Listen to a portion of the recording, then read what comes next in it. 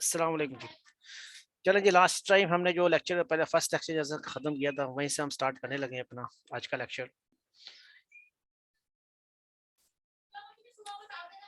हमने last time जो बात की थी हम लोग पहुंच गए थे share option given to the previous owners. Heading क्या थी हमारे पास हेडिंग थी cost of acquisitions, transaction cost, contingent considerations और शेयर ऑप्शन हमने यहाँ तक किया था। अब हम स्टार्ट करने लगे हैं जी। Acquisition date, amount, assets acquired and liability assumes. तो एक्विजिशन डेट पे आपने जो एसेट्स एक्वायर्ड किए हैं और जो लायबिलिटी आपने टेक ओवर की है उसको आप देखेंगे हम कि कैसे वैल्यू करना है।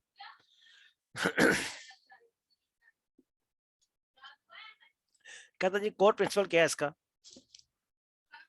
N acquirer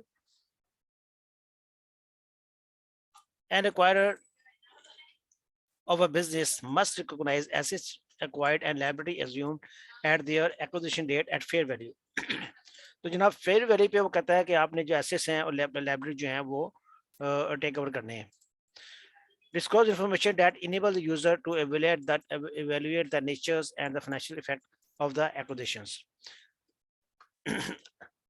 To support this, IFRS 3 set out a recognition principle, the classification guidelines and measurement principles.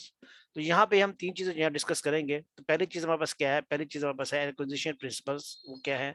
कहता है acquirer must recognise separately from goodwill identifiable assets acquired, liability assumed and any non-controlling interest in the acquiry as of the acquisition date. तो यहाँ पे क्या करना है? आपने जो एसेट्स टेक ओवर किए हैं, जो आपने लाइब्रेरी पे करनी है एक्वायरी की, वो आपने शो करना है और साथ साथ आपने एनसीआई भी शो करना है कि आपने कितना जो है शेयर आपके पास अभी इसमें नहीं है। To qualify for recognitions, identify assets required liability assumes must meet definition of assets and liability set out the conceptual framework as a. तो वो कहता है कि आपका जो एसेट्स और लाइबिलिटी आप टेक ओवर कर रहे हैं वो इनकी डेफिनेशंस पूरी करें। वो हमने देखा हुआ दूसरे स्टैंडर्ड्स में कि इनकी डेफिनेशंस क्या है। लाइबिलिटी की डेफिनेशन आपको मिल जाती है IAS 37 में और एसेट्स की डेफिनेशन जो है IAS 16 में मिल जाती है। दिस माइट रिजल्ट पेन थोड़ा सा चेक करो।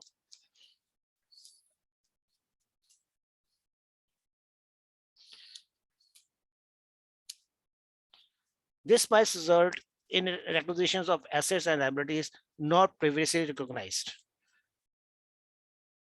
by the acquiry. इसमें वो कहता है कि कुछ आप देखें जो बैलेंस शीट होती है उसमें क्या होता है कि जो एक्वायरी की बैलेंस शीट होगी उसके अंदर क्या चीज आपको नहीं मिलेगी।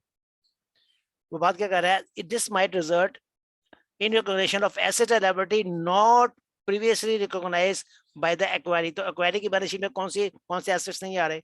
इंटेंजिबल्स नहीं आ रहे। क्योंकि कोई भी जो कंपनी है वो अपने अपने जो वो है गुडविल अपने अपने अपने अपने ब्रांड जो है जो इंटेंजिबल्स है वो इसमें नहीं दिखाता, सेल्फ जनरेटेड। तो वो भी जो है आपने यहाँ पे डिस्क्लोज करने। ठीक है जी। पीछे हमने बात की थी कॉन्टिजेंट लाइबिलिटीज की। तो कॉन्टिजेंट लाइबिलिटीज का वो डिस्क्लोज लगा के बैठा हुआ है क्वेरी। तो अगर वो भी जो है वो प्रोबेबल है तो उसको भी आपने जो है वो अपने एज ए लाइबिलिटी शो करना है। When a company acquires a subsidiary, it may identify intangible assets of the acquired subsidiaries, which are not included in the subsidiary statement of financial position. If these assets are separately identifiable and can be measured reliably, they should be included in the consolidated financial statement as intangible assets and accounting cash flows. तो कोई ऐसे intangibles जो उसकी books में नहीं आ रहे, ऐसी contingent liability जो उसकी बुक्स में नहीं आ रही, वो डिस्क्लोजर देके बैठा हुआ है, तो वो भी जो है आपने कंसोलिडेटेड फाइनेंशियल स्टेटमेंट में शो करनी है। Identify assets on acquisitions. If a company bought 100% of CC corporations, they could be buying a lot of assets, but perhaps the largest part of the purchase considerations would be by the CC brand. वो कहता है आपने assets तो बहुत से ले लिए, Coca Cola आपने जब टेक ओवर किया तो असल चीज जो आपने टेक ओवर की वो उसका ब्रांड टेक ओवर किया। उसके एसेट आपने बाय किए हैं, लेकिन जो ब्रांड होगा उसकी वैल्यू पॉसिबिलिटी है कि उसके एसेट से ज्यादा हो। Coca-Cola does not recognize its own brand in its own financial statements because companies are not allowed to recognize intangible internal generated brands. अब उसके अपनी बुक्स में ब्रांड नहीं आ रहे, लेकिन आप जो है उसको आप अपनी बुक्स में कंसोलिडेशन में टेक ओवर करोगे. However, as far as the company buying the Coca-Cola corporations is concerned, the brand is purchase asset. It would be recognized in the consolidated financial statements and will take into account as a goodwill calculation. तो आपने इसको assets को उसमें add करना है और उसके बाद जो है वो गुडविल आप कैलकुलेट करेंगे. अब बात करता है कॉन्टीजेंट लायबिलिटीज की. कहता है contingent liabilities should be measured at fair value at acquisition date. Contingent liability आपने मेजर करनी है, contingent assets are not recognised. वो कहता है लायबिलिटी आपने करनी है, एसेट्स आपने नहीं करने. The acquirer should not recognize a liability for the cost of restructuring a subsidiary or for any other cost expected to be incurred as a result of acquisitions. तो वो कहता है कि जो कॉस्ट है, स्ट्रक्चरिंग कॉस्ट जो है वो आपने P&L को चार्ज करनी है. आप इसको जो है कैपिटलाइज नहीं करेंगे. ठीक है जी. हाँ, अगर फाइनेंशियल इंस्ट्रूमेंट में जाके वो कहता है इसको कैपिटलाइज कर लें इस कॉस्ट को, तो फिर आप दूसरे स्टैंडर्ड में कैपिटलाइज कर सकते हैं. इस स्टैंडर्ड में जो है वो इसको कैपिटलाइज नहीं करेंगे. मेजरमेंट प्रिंसिपल्स क्या है? Identify assets acquired and liability assumed are measured at their acquisition at their fair value. तो आपने हमेशा याद रखें कि जब भी आप कंसोलिडेशन बनाएंगे तो जो भी एक्वायरी के एसेट्स होंगे, जो लायबिलिटीज होंगी, वो उसकी कैरिंग वैल्यू पे नहीं लेके आएंगे, अब उसको फेयर वैल्यू पे लेके आएंगे. फेयर वैल्यू को डिफाइन करता है a fair value the price that would be received to sell an assets and paid to transfer. देखिए ट्रांसफर करने पे a liability in a ordinary transaction between market participant at a measurement date. तो ये जो definition है ये आपको मिलेगी कहाँ पे? IFRS 30 में मिलेगी. वहां पे इसकी पूरे डिटेल में डिस्कस होगा. यहाँ मैं इसको डिस्कस नहीं करता. जब हम वो स्टैंडर्ड पढ़ेंगे तो इसको हम डिटेल में डिस्कस कर लेंगे कि ये जो है ये जो मैंने अभी हाईलाइट किया ना, टू सेल द एसेट्स. जब आप एसेट्स सेल कर रहे हैं तो वो जो प्राइस है वो प्राइस जो है वो आपकी जो है वो फेयर वैल्यू है, ना कि जब मैं एसेट्स बाई करता हूँ तो वो प्राइस जो है वो मेरी सेल वैल्यू है. Simple is that. अगर आप देखें कि मेरे पास एक एसेट है, अब वो एसेट जो है उसकी मार्केट वैल्यू जो है, अगर ABC दूसरी कंपनी है वो उसको सेल करती है तो उसको 100 रुपए में सेल करती है, लेकिन मैं उसको 50 रुपए में सेल करता हूँ, तो वो मेरी फेयर वैल्यू उसके लिए 50 रुपए होगी. इसलिए वो कहता है कि जो आपको सेल करने से आपको रिसीव हो. मेरी दुकान छोटी है, उसकी दुकान बड़ी हो, बड़ी दुकान में अच्छी प्राइस से बेच देता है, मैं छोटी दुकान में छोटी प्राइस से बेचता हूँ, तो एक ही चीज की जो है वो फेयर वैल्यू डिफरेंट हो जाएगी.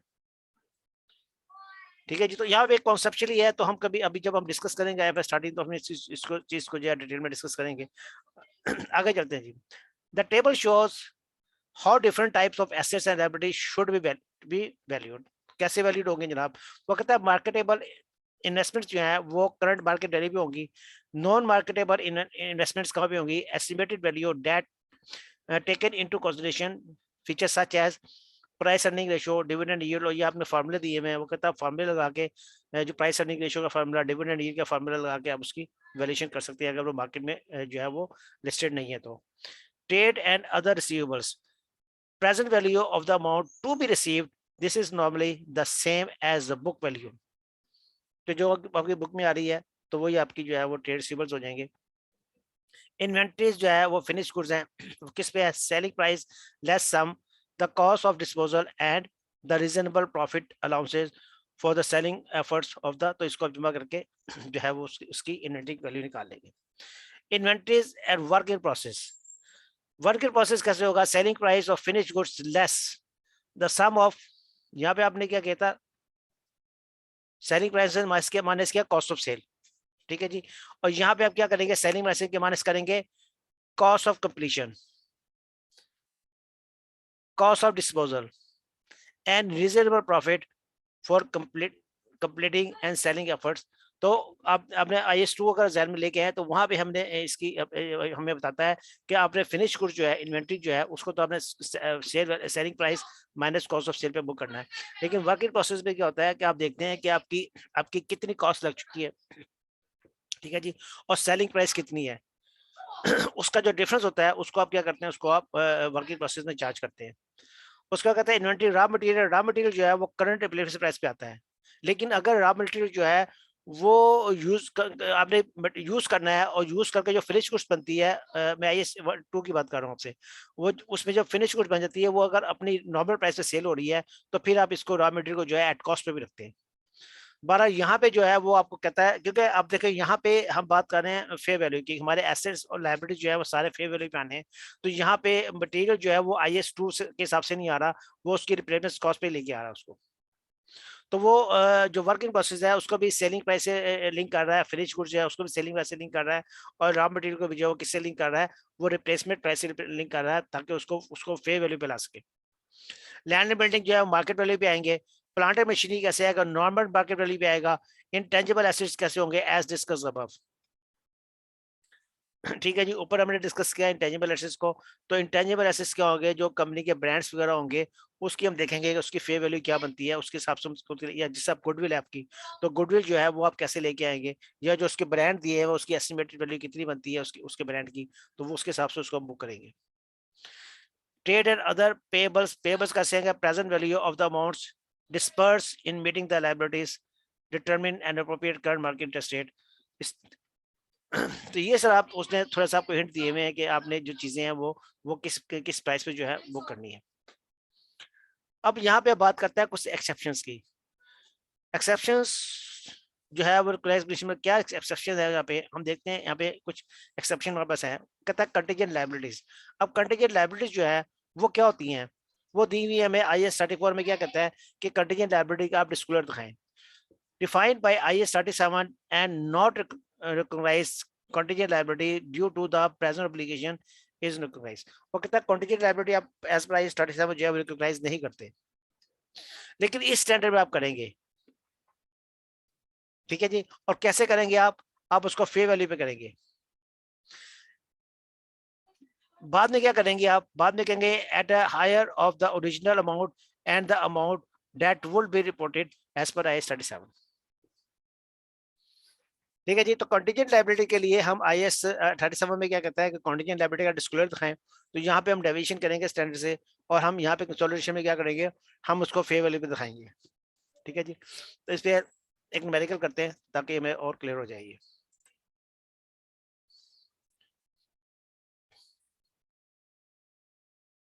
देखिए ये कॉन्टीजेंट लायबिलिटी क्या कह रहा है, कहता है a suit for damage worth 10 million was filed on company B for alleged breach of certain contract provisions। तो एक बी कंपनी है, उस पर 10 मिलियन का सू हुआ है कोर्ट में। The B company had disclose the same as contingent liability. तो उसने क्या किया, अपनी बैलेंस शीट में कंटीजेंट लायबिलिटी शो कर दिया। उसने कहा ये पता नहीं मेरे इसका फैसला बाद में कब होगा कब नहीं होगा, अभी इसको डिस्क्लोज कर देते हैं। In its financial as it consider that it is a present obligation for which it was not probable that the amount can be measured। तो ऑब्लिगेशन तो है, प्रेजेंट ऑब्लिगेशन तो है, लेकिन वो प्रॉबल अमाउंट प्रॉबेबल नहीं है, मे और मे नॉट है, शायद मुझे ना पे करना पड़े। ए कंपनी एक्वायर्ड, ए ने बी को एक्वायर्ड कर लिया and determined that the fair value of the contingent liability 2 million. उन्होंने कहा, उन्होंने जब उसको एक्वायर्ड किया उसने कहा भाई 2 मिलियन पे करने पड़ जाएंगे। ठीक है जी, बी कंपनी ने कुछ डिस्क्लोज नहीं किया, वो कहती है मैंने मुझे कुछ पे नहीं करने पड़ेगा, मैं कंटीजेंट मैं डिस्क्लोजर दिखा देती हूँ। लेकिन जब ए ने उसको एक्वायर्ड किया तो उसने कहा नहीं, ये मुझे लग रहा है कि हमें लग रहा है कि ये 2 मिलियन पे करने पड़ेंगे 10 मिलियन में से। तो कंपनी क्या कहता है, a company would recognise 2 million in its financial statements as part of acquisition accounting even if it is not probable that payment will be required settle obligation. तो वो कहता है कि उसकी जो आपने फेयर वैल्यू निकाल ली है 2 मिलियन, आप उस पर शो करेंगे, इवन दो कि वो बी कह रहा है कि ये जनाब पेबल नहीं है, मैं कह दिए जाऊंगा। ठीक है जी, तो ये कॉन्टीजेंट लायबिलिटी जो है, इस तरह आप उसको जरूर बुक करेंगे, उसको अपनी जो है लायबिलिटी दिखाएंगे, लेकिन कॉन्टीजेंट एसेट्स नहीं दिखाएंगे आप। उसके बाद ये बात करता है जी इनकम टैक्स। इनकम टैक्स के रूल सेम है जनाब, जैसे IS आपको 12 कहता है आप वैसे ही अप्लाई करें, यहाँ पे कोई टेंशन नहीं है हमें। एम्प्लॉय बेनिफिट जो है वो कहता है IAS 19 को आप लेके आए, IAS 19 जिस तरह कहता है उस तरह ही आप जो है प्राइवेट बेनिफिट जो है वो ट्रीट करें, उसमें भी मेरे कोई टेंशन नहीं है। इंडेमनिफिकेशन ऑफ एसेट्स, बात का क्या होता है कि वो जो एक्वायरी है वो आपको गारंटी देता है कि यार इतना इतने जो अगर आप पिछले केस किया 10 मिलियन का केस हुआ है, उसने कहा यार 10 मिलियन का केस हुआ है, ठीक है, आप हो सकता है आपने कहा 2 मिलियन की जो है वो लाइबिलिटी बनेगी, ठीक है, लेकिन अगर 2 मिलियन से ऊपर की अगर आपको पेमेंट करनी पड़ी तो वो मैं दूंगा, तो वो इंडेमनिटी दे देता है कि 2 मिलियन प्लस जितनी भी पेमेंट होगी वो मैं दे दूंगा। बस सपोज करें अगर 4 मिलियन का आपको पेमेंट करनी पड़ जाती है तो 2 मिलियन तो आप दोगे, 2 मिलियन वो देगा, क्योंकि उसने आपको इंडेमनिटी दी हुई है कि वो इस रेंज तक पैसे पेमेंट वो करेगा। ठीक है जी, this is the right to be compensate for the by the seller if a defined contingent occurs, recognition of the assets mirror the recognition of the liability। तो वो कहता है जो एसेट्स है वो लाइबिलिटी का एक्ट होगा कि आपने जब लाइबिलिटी शो की है तो वो आप उतनी आपने 2 मिलियन की लाइबिलिटी शो की है तो आप 2 मिलियन का एसेट भी शो कर सकते हैं कि आपको जितनी उसकी इंडेमनिटी मिलेगी। आप ये नहीं करेंगे कि यार चलो मुझे उससे पैसे मिलने हैं तो मैं लाइबिलिटी नेट करके दिखाता हूँ कि मैंने कहा जी अगर 2 मिलियन की मैं लाइबिलिटी बुक कर रहा हूँ और 1 मिलियन की मुझे उसने गारंटी दी हुई है कि मैं 1 मिलियन तक आपको पे कर दूंगा, तो मैं क्या करूंगा, मैं 1 मिलियन की लाइबिलिटी दिखाता हूँ। वो कहता है नहीं इस तरह नहीं होगा, आप 2 मिलियन की लाइबिलिटी दिखाएं और 1 मिलियन के एसेट दिखाएं। measurement of the assets mirrored the recognition of the liability, measurement of the assets mirrors the recognition of liability। तो यहाँ पे हम एक न्यूमेरिकल कर लेते हैं, हमें क्लियर हो जाएगा। कहता है company A acquires a company B in the business combinations on 1st April 20x1। B is being sued by one of his customers for breach of contract for rupees 250। तो उसमें 250 का जो है उस पर केस हुआ है। The seller of B provided an indemnification of to A for the reimbursement of any losses greater than 100। उसने कहा कि अगर आपको लॉस हुआ 100 से ज्यादा लॉस हुआ तो मैं पे करूंगा।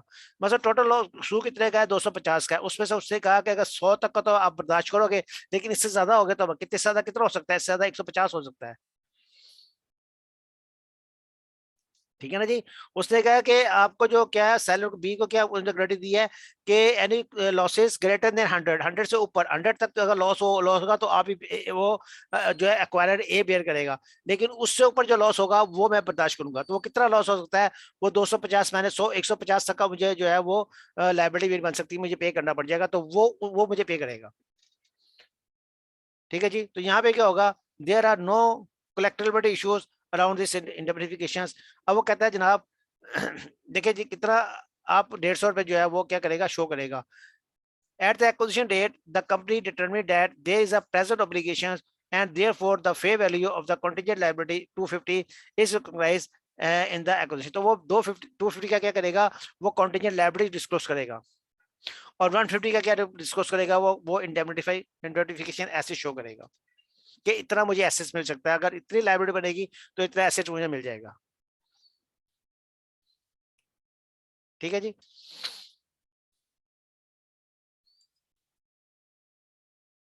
उसके बाद बात करता है लीज की। लीजेस इन विच द एक्वायरर, तो लीजेस के लिए सिंपल है, वो कहता है जो IFRS 16 है उसके हिसाब से आपने काम करना है, इसमें कोई टेंशन नहीं है हमें। हम जो रेवेन्यू स्टैंडर्ड है उसको हम जो है वो डेविएट नहीं करेंगे। अब यहाँ पे कहता है कुछ एक्सेप्शंस हैं मेजरमेंट प्रिंसिपल की। मेजरमेंट आपने अमाउंट कैसे निकालनी है, ये जो एक्सेप्शन में देखी थी इसमें दोनों थी कि रिकॉग्नाइज भी आपने किया, मेजरमेंट दोनों किया आपने। यहाँ पे आपने रिकॉग्निशन देखी कि हमको कैसे रिकॉग्नाइज करेंगे, यहाँ पे हमने देखा कि रिकॉग्नाइज कैसे करेंगे। हमने हमने यहाँ पे बात की कि IAS 37 जो है उसको हम फॉलो ही नहीं करेंगे, तो रिकॉग्निशन जो है वो डिफरेंट होगी, लेकिन मेजरमेंट जो है हम उसके हिसाब से करेंगे। सिर्फ उसको IAS जो IAS 37 क्या कहता था कि डिस्क्लोज करो, हमने कहा डिस्क्लोज नहीं करेंगे, हम लाइबिलिटी दिखाएंगे। तो यहाँ पे सिर्फ उसका जो है वो रिकॉग्निशन जो है वो चेंज हुआ कॉन्टीजेंट लायबिलिटी में। और यहाँ पे हमने देखा कि यहाँ पे हमने देखा कि रिकॉग्निशन और मेजरमेंट कैसे होगी, दोनों दोनों चीजें चेंज होगी। ठीक है जो अब हम बात करेंगे, हम सिर्फ मेजरमेंट की बात करेंगे कि अब मेजरमेंट चेंज करेंगे, बाकी प्रिंसिपल सेम लेंगे एज पर अदर स्टैंडर्ड्स। सबसे बात करता है रीएक्वायर्ड राइट्स की।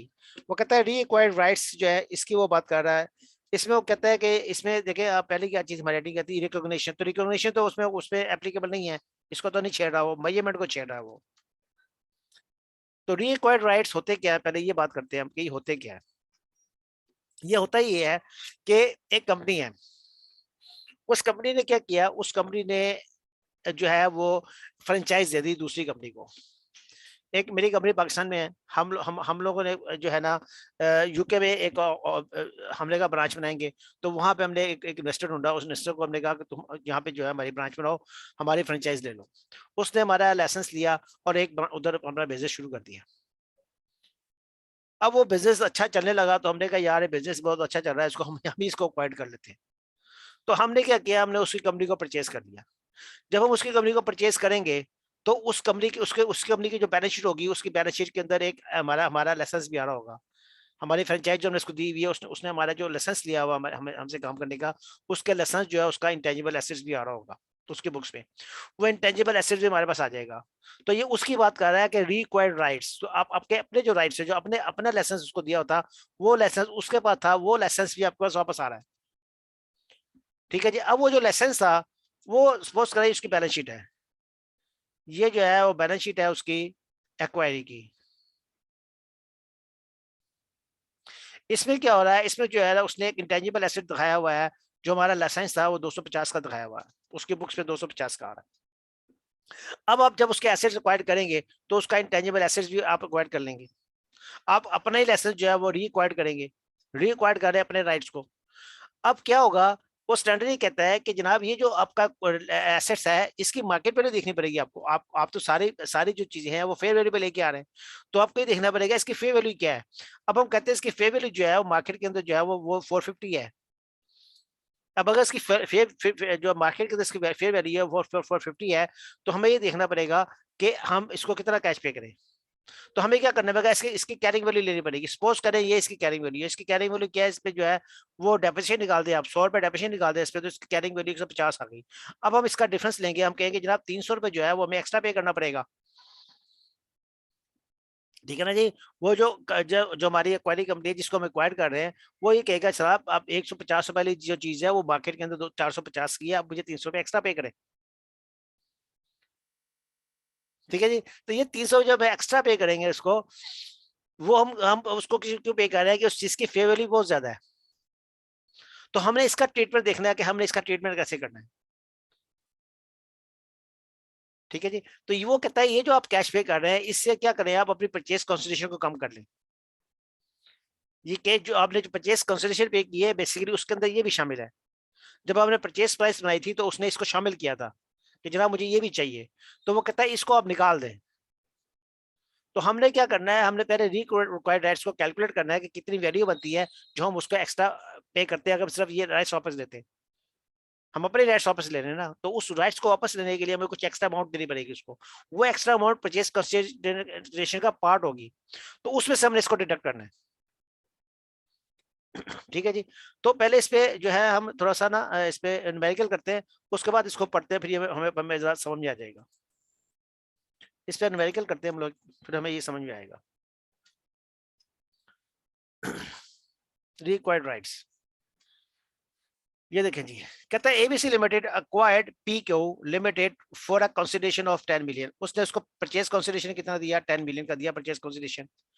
4 years ago, 4 साल पहले क्या हुआ था, ABC Limited had guaranteed a 10-year license allowing PQ Limited to prepare the in Europe. उसने उसको एक लाइसेंस जो है वो दिया था PQR को। The cost of the license is 250। उस टाइम जो कॉस्ट थी उसकी 250 थी, 4 साल पहले की बात कर रहा है ये। The contract allow either a party to terminate the franchise at the cost of the unexpired initial fee of 20%। वो कहता है उसने उन्होंने कहा था कि आप किसी टाइम भी जो है ये कॉन्ट्रैक्ट कैंसिल हो सकता है, लेकिन उसके लिए पेनल्टी देनी पड़ेगी जो 20% होगी। और वो उसने खुद ही कैलकुलेट करके दे दी है, वो 1,80,000 बनती है कि अब अगर 4 साल के बाद मैं यही फ्रेंचाइज वापस लेता हूँ अपनी, तो मुझे 1,80,000 जो है ना एक्स्ट्रा पे करना पड़ेगा और मुझे मेरा लाइसेंस वापस मिल जाएगा।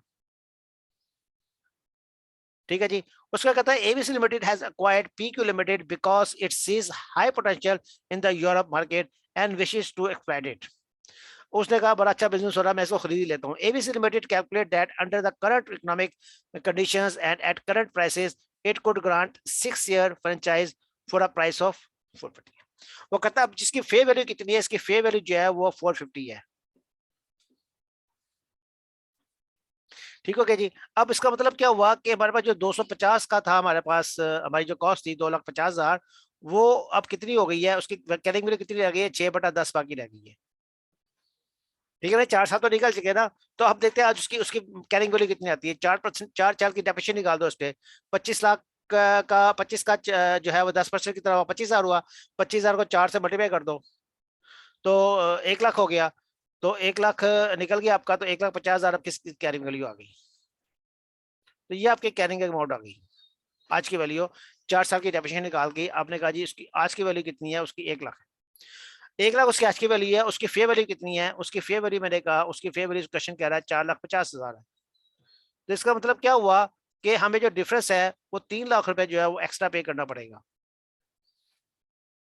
हमें अगर ये एसेट वापस लेना है, अगर मेरे पास लाइसेंस उससे वापस लेना है, तो वो हमें कहेगा जनाब आप 3 लाख रुपए मुझे एक्स्ट्रा पे करें, इसकी मार्केट वैल्यू 4,50,000 है, मेरी बुक वैल्यू जो 1,50,000 है। अब लेकिन यहाँ पे स्टैंडर्ड ने हमें एक चीज और बताई, उस स्टैंडर्ड ने हमें कहा कि अगर ये हम टर्मिनेट करते हैं तो हमें कितना पेनल्टी देनी पड़ेगी, 1,80,000 देनी पड़ेगी। तो हम क्या करेंगे, विच एवर इज लेस पे जाएंगे, हम कहेंगे जनाब 1,80,000 पे काम हो जाता हमारा, बजाय हम उसको 3 लाख पे करें, हम उसको मार्केट वैल्यू पे करें, हम उसको कहेंगे भाई हम कॉन्ट्रैक्ट टर्मिनेट करते हैं। जब टर्मिनेशन करेंगे तो एज पर कॉन्ट्रैक्ट जो है हमें 1 लाख जो है 80,000 की पेनल्टी देनी पड़ेगी। अब क्या होगा, यहाँ पे हम 1,80,000 उसको पे करेंगे, तो 1,80,000 क्या होगा, वो स्टैंडर्ड ही कहता है कि ये 1,80,000 जो है ये आपकी परचेज कंसिडरेशन का पार्ट है। आपने जब परचेज कंसिडरेशन बनाई थी तो आपने इसको कंसिडर किया था। तो अब आप क्या करें, इसको पीसी से माइनस करते हैं। ठीक है जी। तो यहाँ पे आप देखें इसकी जो सोल्यूशन आएगी उससे हम क्या करेंगे, इसको पीसी से इसको माइनस करेंगे। यहाँ पे देखें ये आपके जो पीसी आ रहा है आपका 10 मिलियन आ रहा है, उसमें से आप माइनस करेंगे तो पीसी कितना रह जाएगा आपका 9.8, इसमें से 1,80,000 माइनस कर देंगे। और वो जो 1,80,000 है वो कहाँ चला जाएगा आपका, वो आपकी पेनल्टी है, उसको आप कहाँ चार्ज करेंगे, उसको पीएनएल में चार्ज करेंगे। ठीक है जी, इसको पढ़ लेते हैं हम इसका answer. The licence is recognised as rupees 450 at the fair value at market rates of a license based on the remaining contract life. The gain or loss on the settlement of the contract is lower of, कौन सा लोया, या तो 3 लाख ले लें। ठीक है, 3 लाख में से आप कैसे निकाला 3 लाख, 3 लाख वैसे मार्केट वैल्यू में से उसके 1,50,000 माइनस किया, 3 लाख ले लें। तो इसके में इसमें से लोयर कौन सा है, या तो 3 लाख लोयर है या कौन सा ही है, उसमें जो पेनल्टी आ रही है। तो जो हम हमें पे करके वो लाइसेंस वापस मिल सकता है। तो हमारे पास हमें चांस है, हमारे पास कॉन्ट्रैक्ट में लिखा हुआ है कि हम पेनल्टी पे करके जो है इस लाइसेंस को वापस ले सकते हैं। तो हम क्या करेंगे, हम पेनल्टी पे कर देंगे और लाइसेंस को वापस ले लेंगे। The loss of the on the settlement, the loss or settlement of the contract is 180, therefore out of rupees 1 million paid आप इतना पे करेंगे and is accounted for as PC for the business combination। तो ये आपका business combination PC जो है उसमें से माइनस हो जाएगा ये। and 1,80,000 is accounted for as separate as a settlement loss for the reacquired losses। तो ये आपका लॉस हो गया कि आपने उसको एसेट्स को रीक्वायर्ड किया। तो ये क्या होगा आपका, ये पीएनएल को चार्ज करेंगे आप। ठीक है जी, अब हम इसको पढ़ते हैं, हमें समझ में आएगा कि ये बात क्या हुई है। वो कहता है जी recognise as an intangible assets and measured. देखिए जी वो अभी 450 जो है, 450 क्या आएगा आपका, इंटेंजिबल एसेट आएगा। इस 450 का जो मार्केट वैल्यू है उस पे मैं एसेट को बुक करूंगा। And मयर्ड on the basis of the remaining contractor term. उसको कहता है जब बाकी कितनी टर्म रहेगी, 6 साल बाकी रहेंगे, तो 6 साल पे इसको मयर्ड करेंगे।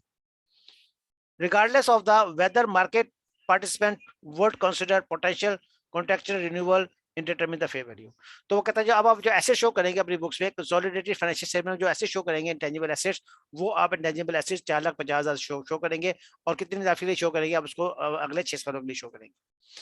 The assets recognise is amortise over the remaining contractual period of the contract which which the rights has guaranteed. तो गारंटीड कितने थे हमारे, 10 साल के थे, 4 साल निकल चुके हैं, तो 6 साल के लिए इसको हम जो है मोटाइज करेंगे।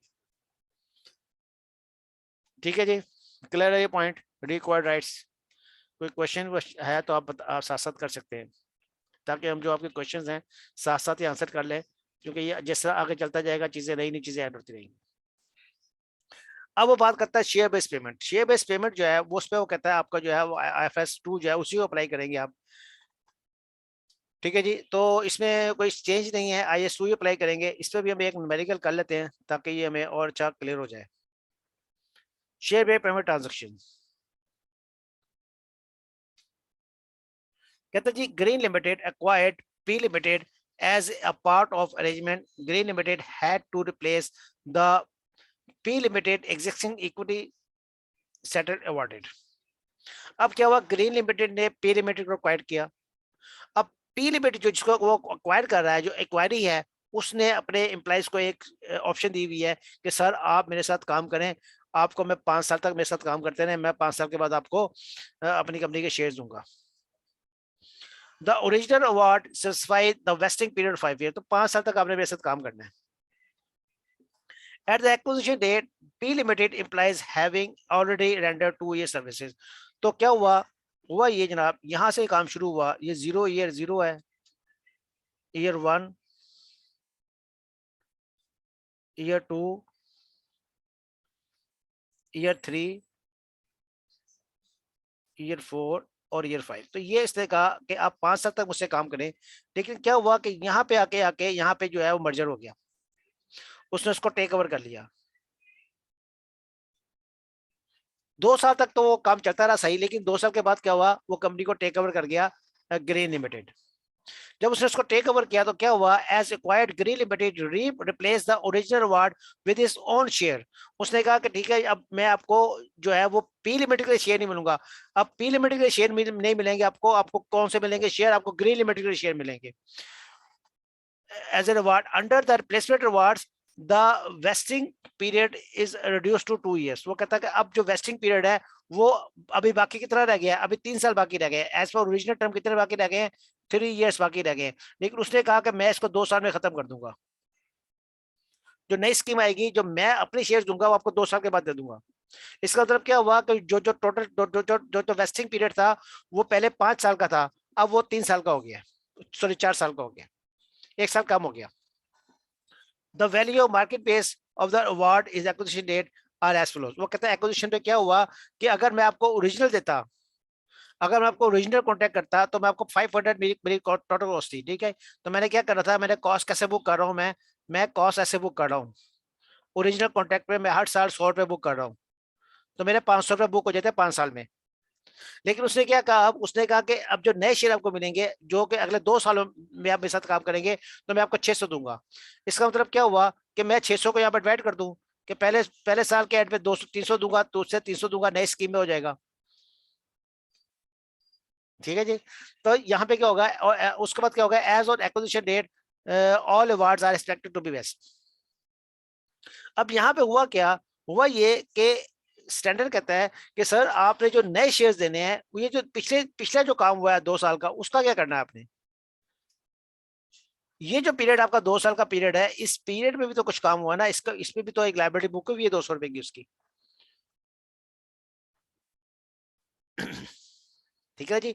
अब उसका आपने ट्रीटमेंट देखना है। वो कहता है जो 300 रुपए आपने 600 रुपए आपने निकाल दिया, ये 600 रुपए आपने निकाला जो आप अगले अगले उसके 2 साल बाद उसको देंगे, लेकिन जो पिछला काम है वो किधर है। तो पहले आप इसको कैलकुलेट करें कि ये क्या वैल्यू बनती है। ठीक है जी। उस वैल्यू को जो क्या करेंगे, आप इस वैल्यू को यहां से माइनस करेंगे और फिर जो बाकी बचेगा उसको आप डिस्ट्रीब्यूट करेंगे। अब सपोज करते हैं इसका फार्मूला है। इसका फार्मूला क्या कहता है, वो कहता है कि आप बताएं कि उसकी टोटल टोटल क्या है, उसकी प्राइस कितनी है ओरिजिनल। उसकी ओरिजिनल प्राइस कितनी है, 500 है। उसने कहा 100 करके बुक करा, 500 का प्लान है उसका। उसने कहा उसकी उसको अब कितने साल निकल चुके हैं, 2 साल निकल चुके हैं। अब 2 साल के बाद अब बात कर रहे हैं, तो वो कहता है टोटल पीरियड कितना था, टोटल पीरियड जो है वो 5 साल है। लेकिन अभी हमने इसको चेंज कर दिया, हमने इसको कर दिया 4 साल कर दिया। तो वो कहता है दोनों में से विच एवर इज हायर। तो हायर कौन सा है, 5 हायर, तो हम 5 को लेंगे, 4 को इग्नोर कर देंगे। तो old period 5 years, new period 4 years, तो उसमें से विच एवर इज हायर है उसको फॉर्मूले में लेंगे। तो यहाँ पे हम देखें कितना बनेगा, ये बन जाएगा 200 आंसर इसका आएगा। तो वो कहते हैं ये जो 200 है ना, ये आंसर जो आपका आया है ये आपने ऑलरेडी पे कर दिया हुआ 600 में से, तो बाकी कितना बचा आपका 400। अब वो कहते हैं जो 400 बचा है, इस 400 को आप 200 200 करके कॉस्ट बुक कर ले, ईयर 2 में, ईयर 3 में और ईयर 4 में।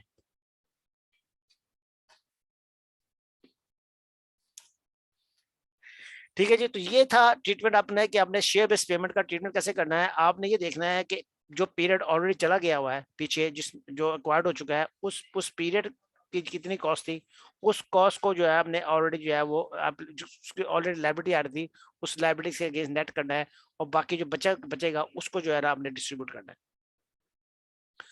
देखें जी, सबसे पहले बात करेंगे प्री कम्बिनेशन। कंपनी कमीशन क्या था, हमने कहा original fair value into service standard, original fair value into service standard 2 years and original period, vesting period और new period which is higher. तो जो सा हायर है हमारा वो हायर है, तो हमने कहा 200 रुपए जो है हमारा जो है वो पहले का खर्चा है एक्विजिशन डेट से पहले का, उसको क्या करेगा, उसकी जनरेटिव क्या पास करेगा, वो परचेस कंसिडरेशन को डेबिट करेगा और इक्विटी शेयर्स को जो है वो एक्वायर्ड के इक्विटी शेयर्स को जो है वो क्रेडिट कर देगा। हमने कहा ये जो शेयर्स हमने क्वेश्चन में मुझसे दिया हुआ कि ये टोटल 600 है, तो 600 में से हमने 200 बुक कर लिया, तो बाकी कितना रह गया हमारे पास 400 रह गया। ये जो 400 हमारे पास बाकी रह गया, ये अगले 2 सालों पे हम जो है एक्सटेंस आउट करेंगे, profit debit equity share credit. तो इस तरह ही अगले जिस साल जो है चौथे साल भी एंट्री पास होगी और हमारा एक्सपेंस जो है वो 600 रुपए हमें नजर आ जाएगा। ठीक है जी। एक और इस पे देखते हैं इलस्ट्रेशन। कहता है P a real estate company acquires Q under a construction company which has existing equity settled shares payment schemes.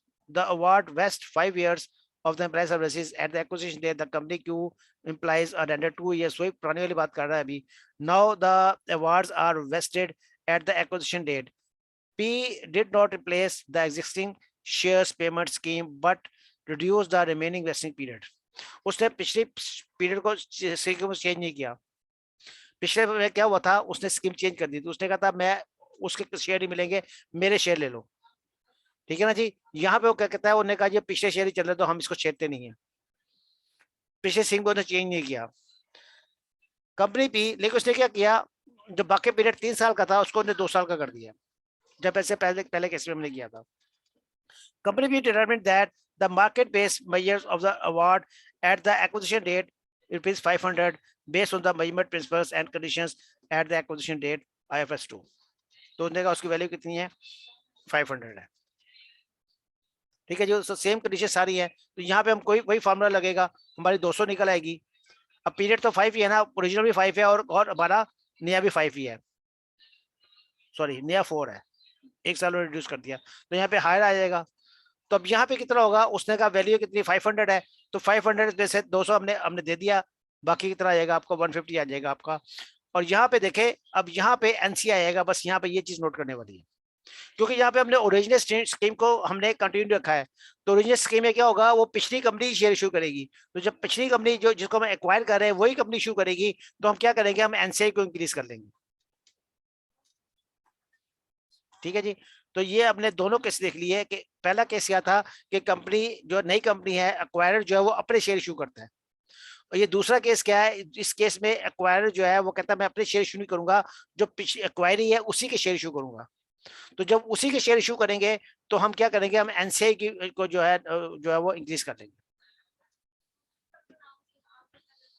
ठीक है जी, समझ आ गया कि दोनों केसेस में क्या हुआ था, एक केसेस में हमने ओरिजिनल को कंटिन्यू किया और एक केस में हमने उसको चेंज कर दिया। एसिड हेड फॉर से जो है वो आपका IFRS 50 में जाएगा। डेफर टैक्सेशन, कहता है डेफर टैक्सेशन की बात है वो करता है, वो रूल्स सारे खत्म हो गए, जो एक्सेप्शंस वगैरह थी वो खत्म हो गए, अब वापस स्टैंडर्ड पे आ गए हम। Deferred income tax assets and liabilities are recognized and measured in accordance with IAS 12 rather than at the acquisition date. क्योंकि ये वो कहता है इसकी फेवरेट तो आप निकाल नहीं सकते ना, तो इसको आप क्या करेंगे, इसको आप IFRS जो IAS 12 है उसके हिसाब से देखें क्या वैल्यू निकल रही है। वो कैसे निकालता है, वो कैरिंग अमाउंट माइनस उसका टैक्स पेज जो है उसी पे जो है आप उसको निकालेंगे। मेजरमेंट पीरियड की बात करता है। मेजरमेंट पीरियड क्या है? Initial accounting for goodwill may be determined on a provisional basis and must be finalised eight the end of the. बात वक्त कहता है कि आपने गुडविल जब कैलकुलेट करनी है एक्विजिशन डेट पे करनी है 100%। 99.9% केसेस में आपने गुडविल कब कैलकुलेट करनी है, आपने एक्विजिशन डेट पे करनी है। लेकिन बाज का जो होता है कि कुछ एसेट्स ऐसे होते हैं जो आप प्रॉपर उस टाइम एस्टिमेट नहीं कर पाते जब आप गुडविल कैलकुलेट कर रहे हैं। तो वो कहता है कि आपको एक 12 महीने का विंडो दिया हुआ है कि इस 12 महीने के अंदर आपके कुछ एसेट्स की वैल्यू जो है आपको पता चल जाती है कि वो कुछ कंडीशन जो उस टाइम एग्जिस्ट कर रही थी हमें नहीं पता थी, या उससे पहले हमारे एक्विजिशन डेट से पहले कुछ कंडीशन एग्जिस्ट कर रही थी जो हमें नहीं पता थी एक्विजिशन डेट पे, तो वो अगर हमें बाद में पता चल गई है विद इन 12 मंथ, तो वो भी आप इनकाउंटर करेंगे और काउंटर करके अपनी गुडविल को आप चेंज कर सकते हैं। ठीक है जी। तो वो कंडीशंस, वो चीज, ऐसा इफेक्ट जो इफेक्ट या तो एक्विजिशन डेट पे हो या उससे पहले हो, वो आपको बाद में पता लग जाए फैक्ट्स, तो उस फैक्ट्स की बेस पे जो है आप जो है उस एसेट की वैल्यू चेंज करेंगे। जब उस एसेट की वैल्यू चेंज होगी तो अल्टीमेटली क्या होगा, आपकी गुडविल चेंज हो जाएगी। During the measurement period, the new information obtained about facts and circumstances that existed at the acquisition date might lead to the acquisition to the adjustment of provisions amount। तो वो कहता है definitely जब assets की value change होगी तो आपका क्या होगा, आपकी गुडविल जो है वो चेंज हो जाएगी। Any adjustments related to figures as if the accounting for the business combinations has been completed at the acquisition। तो वो एडजस्टमेंट जो भी पड़ेगी हम उसको ये करेंगे ये आपकी एक्विजिशन डेट के पड़ेगी। अब बात करता है ये classification guidance. Identify assets acquired and liabilities assumed must be classified designated as necessary at the acquisition date so as to allow subsequent applications of appropriate IFRS। तो बाद में जिसना आपने एसेट्स आपके आए तो एसेट्स आपके जब आएंगे तो सब्सिक्वेंटली वो किस स्टैंडर्ड में जाकर डिस्कस होंगे, सब्सिक्वेंटली वो पीपी में जाकर डिस्कस होंगे या इन्वेस्टमेंट प्रॉपर्टी में जाकर डिस्कस होंगे या इंटेंजिबल एसेट्स में जाकर डिस्कस होंगे। The classification is based on the relevant circumstances as the acquisition date with two exceptions। यहाँ पे वो कहता है exceptions है वहाँ पे दो, वो कौन सी है जी? कहता है classification of a lease contract in accordance with IFRS। तो लीज का जो कॉन्ट्रैक्ट होगा उसको आप IFRS 16 को फॉलो करेंगे। Classification of contract of insurance, insurance के लिए आपके पास IFRS 4 है। तो वो कहता है ये दो कॉन्ट्रैक्ट जो है इसके लिए आप उसके रेलेवेंट स्टैंडर्ड फॉलो करेंगे। तो यहाँ पे जो है अभी इस स्टैंडर्ड के IFRS 3 के रूल्स नहीं लगाएंगे। Classification is in these cases is based on the circumstances at the inception of the contract or date of a later modifications that will be changed the classification। ठीक है जी। अब हम आते हैं जनाब आगे, ये बात करता है कंसोलिडेटेड टेक्निक्स की बात करता है कि इसकी टेक्निक्स क्या है। तो इसमें बेसिक अप्रोच क्या है हमारे पास और इसकी प्रैक्टिकल क्वेश्चंस क्या है वो हम साथ अब इस पोर्शन में हम देखेंगे। The basic approach suggested steps by steps approach. वो क्या स्टेप्स है इसके जनाब, उसने स्टेप दिए हुए हैं 1 2 3 4 स्टेप्स दिए हुए उसने। वो क्या स्टेप्स है? कहता है establish the group shares parent company shares in the subsidy and percentage of NCI। तो सबसे पहले आपने क्या देखना है कि आपने कितने परसेंट इसमें इन्वेस्टमेंट की हुई है। 80% की हुई है तो 80% आपका और 20% NCI का। तो ये पहला स्टेप है हमारा कि हम इसमें देखेंगे हमारी परसेंटेज होल्डिंग कितनी है। स्टेप 2 में क्या देखेंगे आप? Perform double entry to record any individual company adjustments that might be necessary। Mark these in the face of the questions. The information can be lifted into working letter as so that the maker can understand what you have done। तो वो कहता है कि आप क्या करें, दूसरे step में क्या करें? पहले स्टेप में क्या किया हमने, उसकी परसेंटेज निकाल ली। दूसरे में क्या करें? Perform double entry to record any individual company adjustment. आपस में उसकी एडजस्टमेंट्स हैं तो वो एडजस्टमेंट्स की आप डबल एंट्री पास कर लें ताकि आपको बाद में कंफ्यूजन आए। ठीक है जी। उसके बाद कहता है स्टेप 3 में आप क्या करें? Set out A pro forma statement of financial position. वो कहता है परफॉर्मा बना के रख लें आप। ठीक है जी। उसके ये जैसे आपको हिंट दे रहा है कि आपको ना मेरे के कैसे सॉल्व करना है। चौथे स्टेप में कहता है calculate the net assets of the subsidy at acquisition date. Acquisition date पे आपको नेट एसेट क्लियर करने हैं। आइडेंटिफाई करने हैं, ठीक है जी। And at the end of the reporting period taking into account the information about the fair value of the assets. चलो जी, अब कहता है गुडविल कैलकुलेट करें आप। गुडविल कैसे कैलकुलेट करेंगे आप? वो कहता है गुडविल कैलकुलेट के लिए आपको देखिए सबसे पहले परचेज कंसीडरेशन हम निकालें, पीसी निकालें इसका। पीसी के अंदर क्या करें आप, एनसीआई जो है वो ऐड कर लें। पीसी के अंदर आप एनसीआई ऐड कर लें और आप उसमें जो है आपके आइडेंटिफाइड एसेट जो है वो निकाल दें। Identify asset required liability zoom, यानी कि आप ये कह लें कि जो है आपका ये आपका आइडेंटिफाई नेट एसेट्स है। इसको आप जो है वो INA भी कह सकते हैं। Assets minus liabilities, net assets और आइडेंटिफाइड नेट एसेट्स, तो INA भी इसको बोल सकते हैं, ठीक है जी। वो इसमें से माइनस कर दें तो आपकी गुडविल जो आंसर आएगा वो आपका गुडविल में आ जाएगा।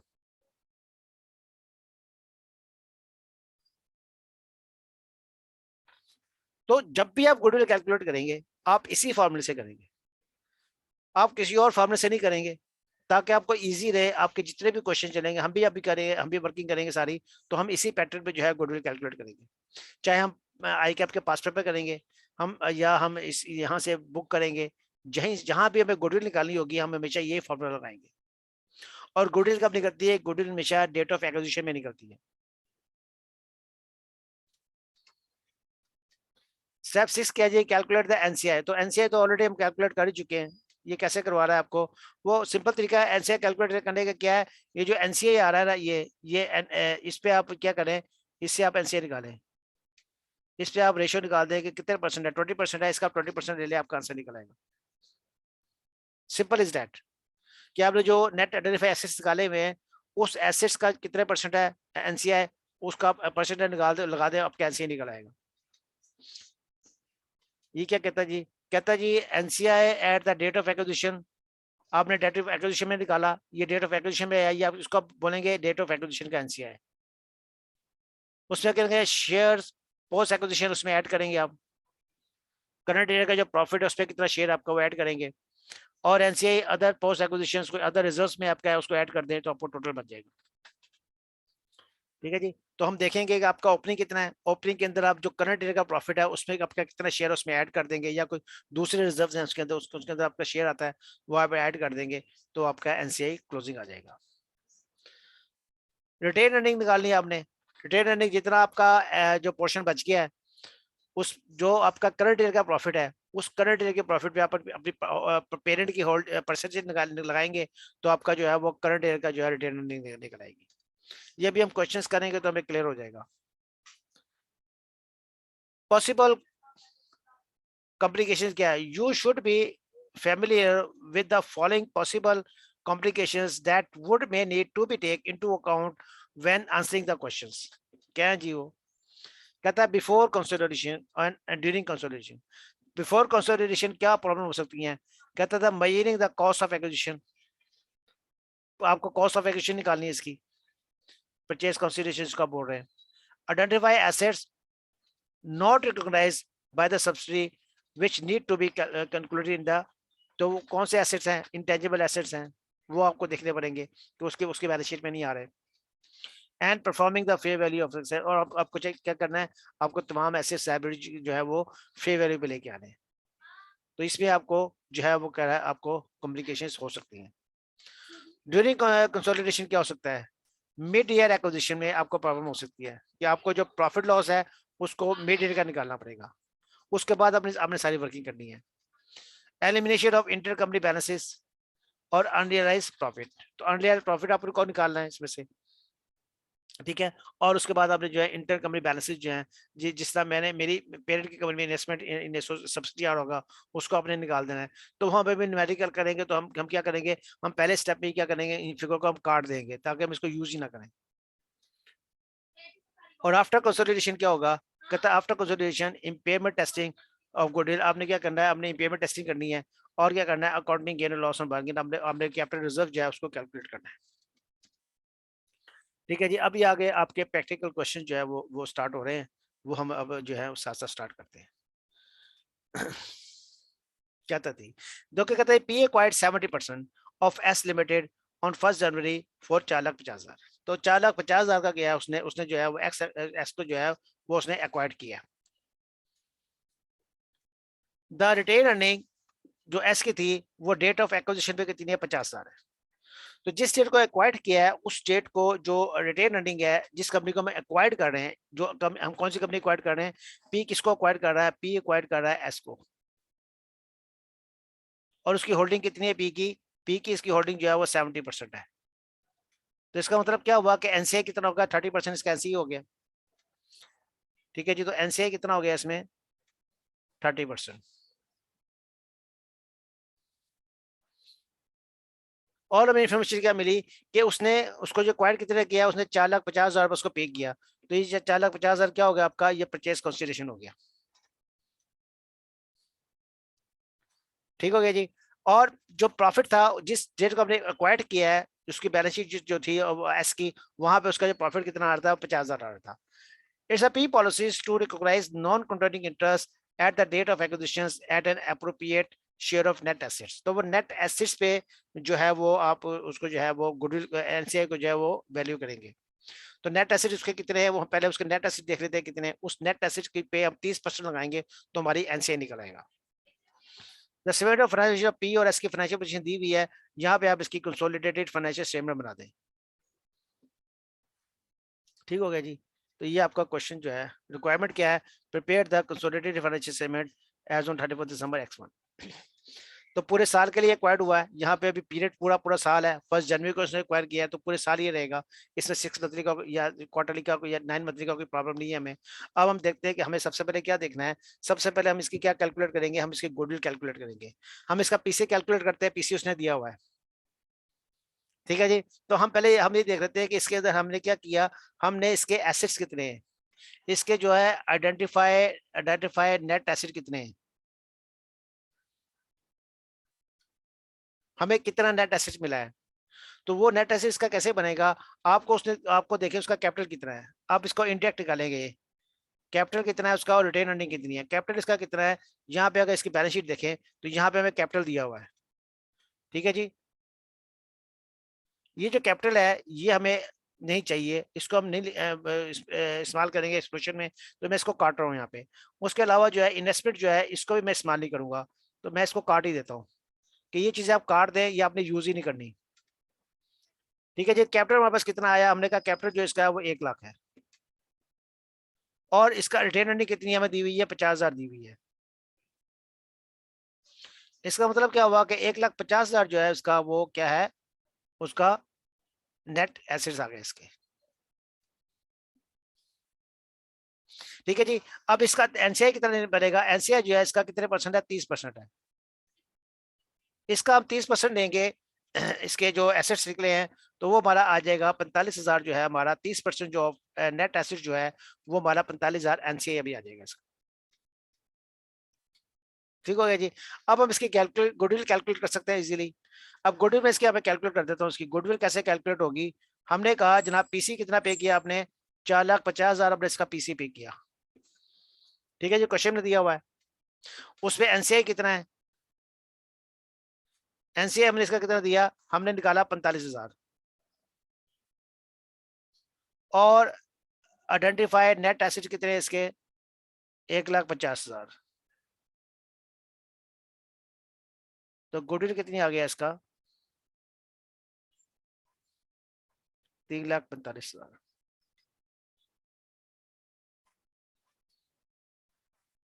ठीक है जी। सेम फार्मूला जो ऊपर लगा था हमारा गुडविल का, हमने यहाँ पे देखा, ये देखें पीसी हमने लिया, पीसी हमारा 4,50,000 आया, 45,000 ये कैलकुलेट किया, और ये हमने निकाला 1.5 लाख, तो हमारा गुडविल आ गया। सेम फार्मूला पे हमने फिगर फिट किए। ठीक हो गया जी। अब हम इसके साथ ही कंसोलिडेशन यहाँ पे कर लेते हैं। हमने कहा कि हमने यहाँ पे गुडविल कैलकुलेट कर ली इसकी। गुडविल कितनी कैलकुलेट कर ली हमें, 3,45,000। ठीक है जी। इसको अदर ऐसे दोनों को जमा कर लें आप, तो ये दोनों जमा हो जाएंगे, 5 3 8, 8,50,000।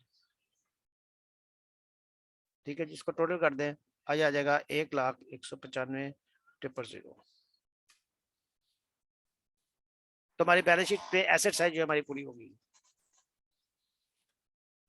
ठीक है जी, अब आते हैं लायबिलिटी पे। तो लायबिलिटी पे कैपिटल ये हमने काट दिया, उसका जो बाकी रह गया वो हम बाहर निकाल देंगे। ठीक है जी, इसमें देखें इसका जो प्रॉफिट है ये 1 लाख है। इस 1 लाख में से हमने क्या किया, हम यहाँ पे निकाल लेते हैं प्रॉफिट कितना है। प्रॉफिट कितना है हमारे पास, हमने कहा जी 1 लाख इसका आ रहा है बैलेंस शीट में। उसमें से 50,000 जो था वो ओपनिंग था जब हमने एक्वायर्ड किया इसको। ठीक है जी, यहाँ पे दिया हुआ है, ये दिया हुआ है retain earning at the date of acquisition कितनी है, 50, 1,50,000 है। तो ये 50,000 यहाँ से माइनस कर दें तो बाकी कितना आ गया, 50,000 रह गया। हमारा शेयर कितना है, 70% हमारा शेयर है इसमें। इसका अब 70% निकालें, 35,000 आ जाएगा। ये 35,000 आप बाय लीजिए, इसके अंदर ऐड कर दें 6,50,000 प्लस 35,000, तो ये आपका आ जाएगा 6,85,000। ठीक हो गया जी। अब ये आपकी जो करंट लायबिलिटीज हैं दोनों को ऐड कर लें आप, 2 लाख 3,50,000 बाहर चला जाएगा आपका। अब आपका आएगा एनसीआई और फिर आपका टोटल आ जाएगा। एनसीआई कितना है, हमने कैलकुलेट किया ऊपर एनसीआई, हमने कहा एनसीआई कितना है, 45,000 ओपनिंग है। ठीक है जी, यहाँ पे लिखे आप ओपनिंग एनसीआई,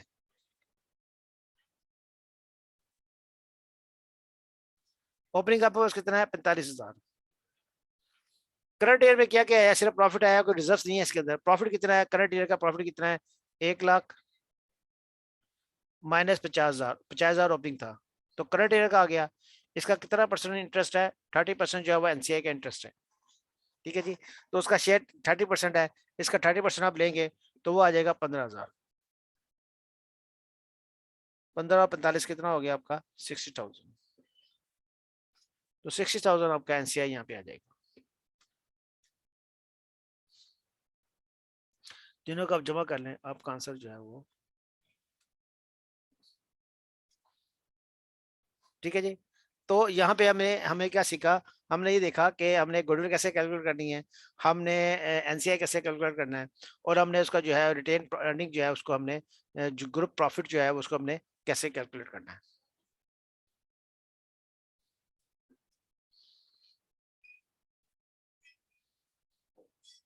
चलो जी आगे प्रैक्टिकल एप्लीकेशन 2 देखते हैं जी। तो हमें क्या कह रहा है, कह रहा है जी 70% रिक्वायर्ड है, सेम पिछले क्वेश्चन में ही है। 4,50,000 उसकी वो है, 50,000 उसका वो है क्या नाम है, रिटेन प्रॉफिट है at the rate of acquisition है।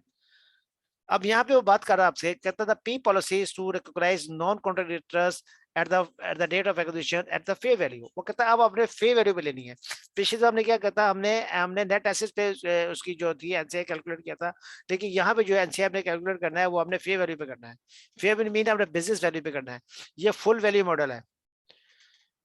द फे value of the NCI interest at the date of acquisition is 75। वो उन्हें खुद निकाल के वो दी हुई, आपसे कैलकुलेट नहीं करवा रहा।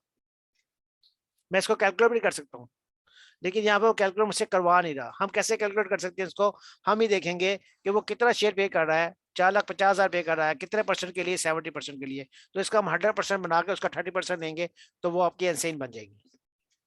ठीक है ना, जिसको ग्रॉसअप करेंगे आप कि ये अगर किसी चीज का 70% है तो वो 100% क्या होगा, उस 100% का 30% जो है एनसीआई होगा।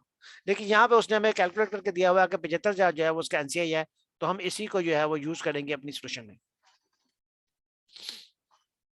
ठीक है जी, अब ये बैलेंस शीट उसकी दी हुई उसने, और वो कहता है आपको कंसोलिडेटेड फाइनेंशियल स्टेटमेंट बना दें। तो यहाँ पे आप देखें बैलेंस शीट में कि क्या चीजें हमें नहीं चाहिए।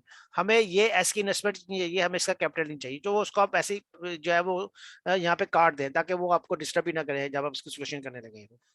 यहाँ पे हम इसकी बनाएंगे कंसोलिडेटेड फाइनेंशियल स्टेटमेंट। तो यहाँ पे पहले हम इसकी गुडविल कैलकुलेट कर लेते हैं। हमें गुडविल चाहिए और हमें क्या चाहिए इसका, हमें इसका एनसीआई चाहिए।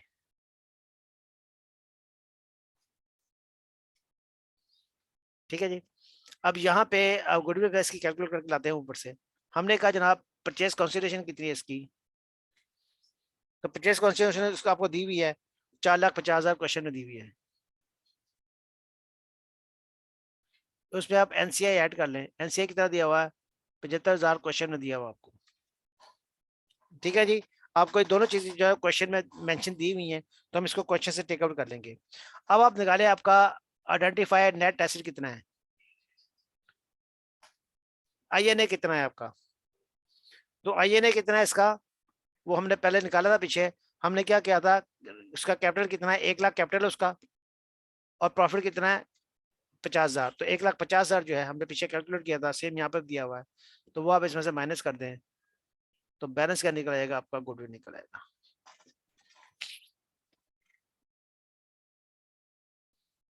3,75,000।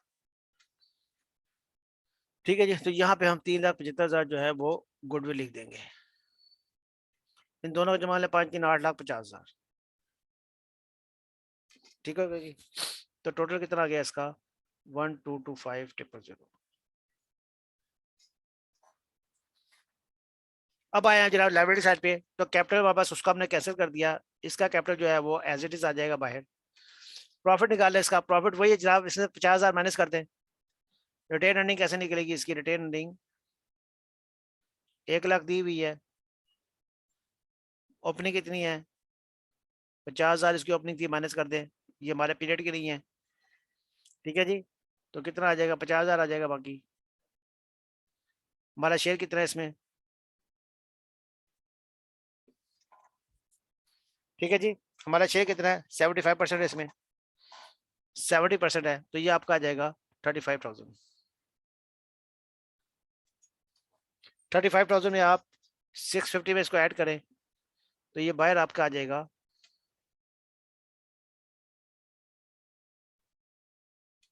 685,000।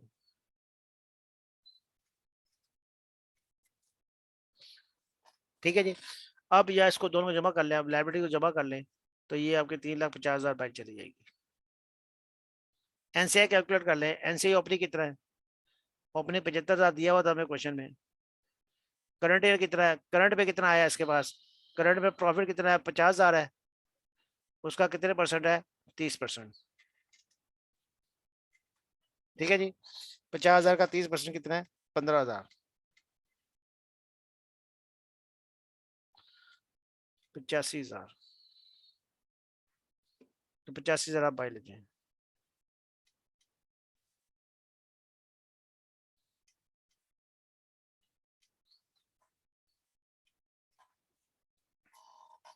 सॉरी 85,000 नहीं 90,000 है।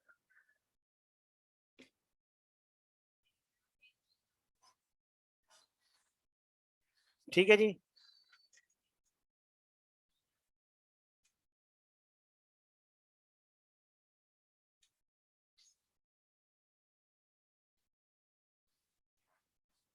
तो आपका दोनों मेथड्स पे हो गए। जब आप एनसीआई जो है वो आप पार्शियल मेथड पे लेंगे या फुल वैल्यू मेथड पे लेंगे, तो दोनों क्वेश्चन उसने हमने आपको हमें प्रैक्टिस करा दी यहाँ पे। चलो जाके फिर न्यूमेरिकली आ गया। प्रैक्टिकल क्वेश्चन नंबर 3, यहाँ पे क्या कह रहा है जी, ये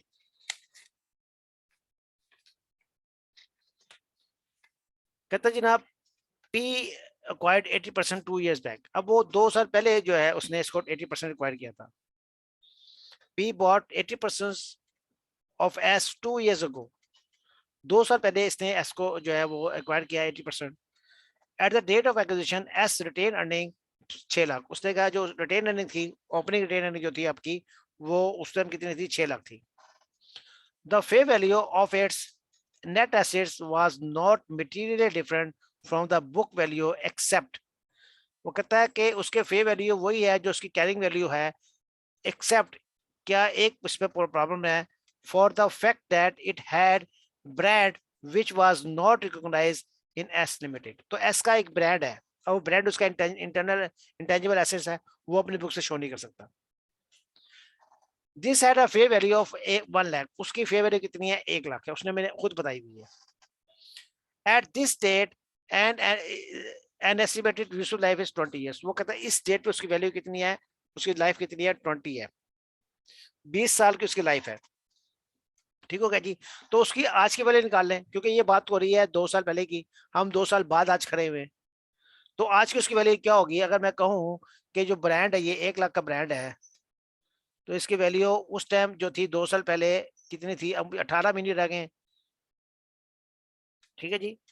तो ये 20 साल की वैल्यू है, 2 साल हमारे पास हो चुके हैं, अब हम 2 साल बाद की बात कर रहे हैं, तो आजकल तो 18 महीने बाकी रह गए, तो मैं इसकी 18 महीने की वैल्यू निकाल लेता हूँ, तो वो आ जाएगी 90,000।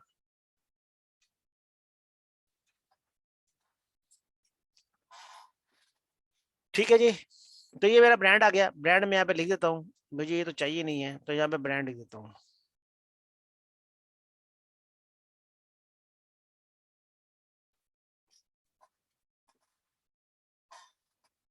ठीक है जी, ब्रांड आ गया। ये पीपी को जमा कर लेते हैं, ये 28 हो जाएगा, दोनों को जमा कर लेंगे आप, तो 280000 आ जाएगा। इसको जमा कर लें आप, 700,000 आ जाएगा। तो गुडविल यहाँ पे रहेगी, बस गुडविल हम कैलकुलेट करेंगे तो हमारा एसेट साइज पूरी हो जाएगी।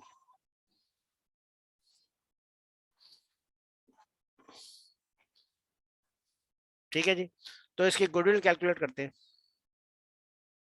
जरा आप लोगों के पास कैलकुलेटर्स हैं, मुझे कैलकुलेट करके दिखाएंगे गुडविल की आ रही है इसकी। हाँ जी सर, कोई जवाब देगा, साथ साथ थोड़ा काम करेंगे। जी नसीम साहब, निकालेंगे गुडविल इसकी कि मैं निकालूं?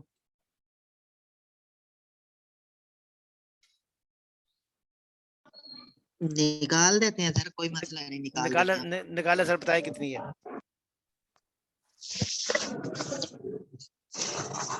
चलाया जरा कैलकुलेटर।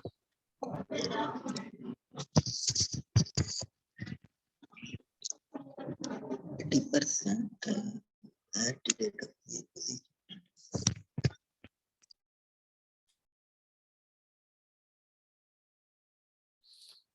कैपिटल इतना 1 लाख है, कैपिटल 1 लाख है इसका।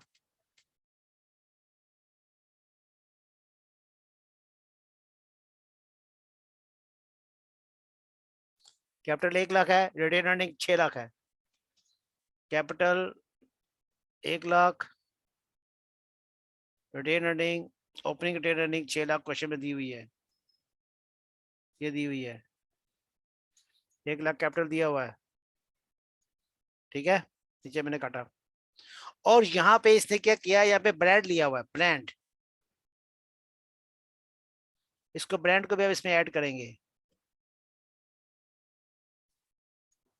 8 लाख, ये जो 8 लाख है ना, ये क्या बनेगा इसका, ये इसका बनेगा आइडेंटिफाई नेट एसेट्स,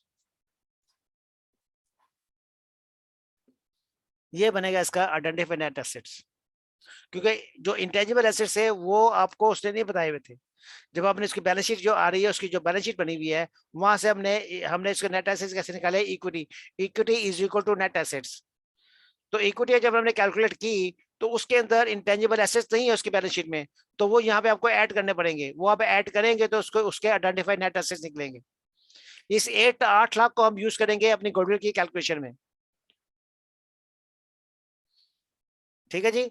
तो गुडविल अब कैसे निकलेगा, आप देखें पीसी कितना है आपका, आपने कितना पे किया इसको, कितना पे किया आपको, आपने ये देखे इन्वेस्टमेंट आ रही है ना आपकी, 1 मिलियन पे किया आपने उसको।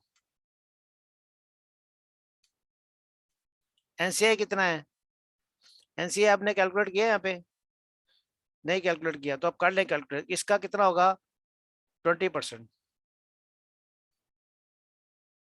ठीक है ना, एनसीआई नेट एसेट्स का होता है ना, तो नेट एसेट्स का 20% आप ले लें, वो कितना आएगा, 1,80,60,000 आ जाएगा।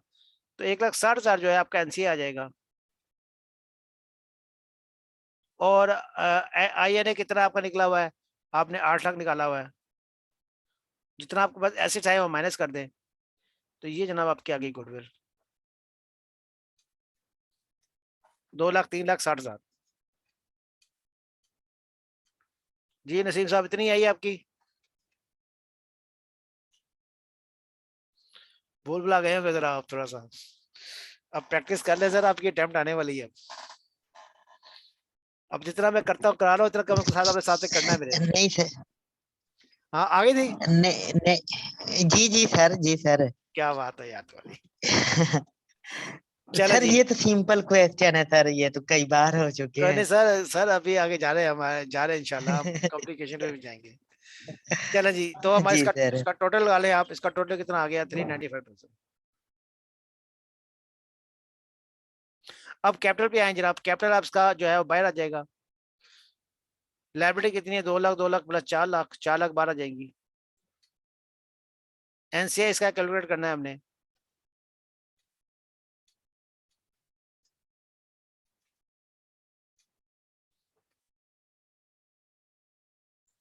ठीक है जी, इसका एनसीआई कैलकुलेट करेंगे हम, और इसका रिटेन अर्निंग कैलकुलेट करेंगे। तो पहले रिटेन अर्निंग देख लेते हैं इसका। रिटेन अर्निंग कितना है इसका?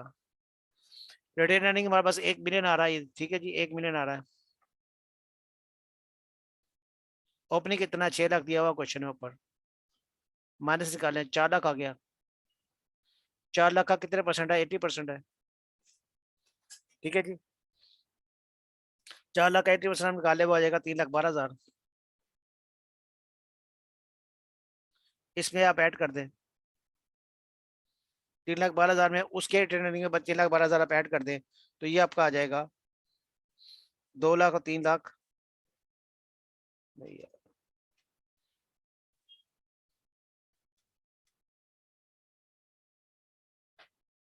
3 लाख 32,12,000।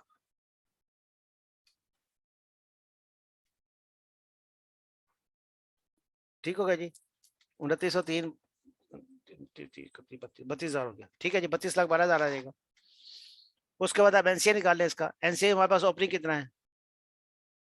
ओपनिंग एनसीए हमने निकाला था ऊपर 1,60,000। ठीक है जी, 1,60 हमारे पास ओपनिंग है। और ये जो प्रॉफिट निकला है इसका कितने परसेंट है? 20%। ठीक है जी, 4 लाख का 10%, 40,000, 80,000। 20% का,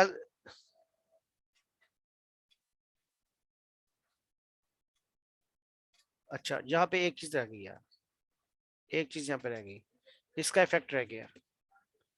इसका इफेक्ट रह गया यहाँ पे 10,000 का, ये भी डालना है यहाँ पे।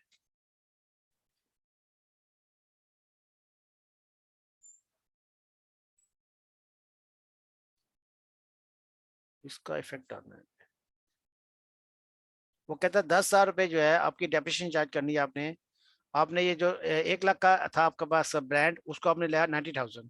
तो 90,000 का 10,000 का जो इफेक्ट आएगा वो आप यहाँ पे डेप्रिसिएशन चार्ज करेंगे इसकी। एमोर्टाइजेशन ऑफ ब्रांड 3,90,000 आएगा।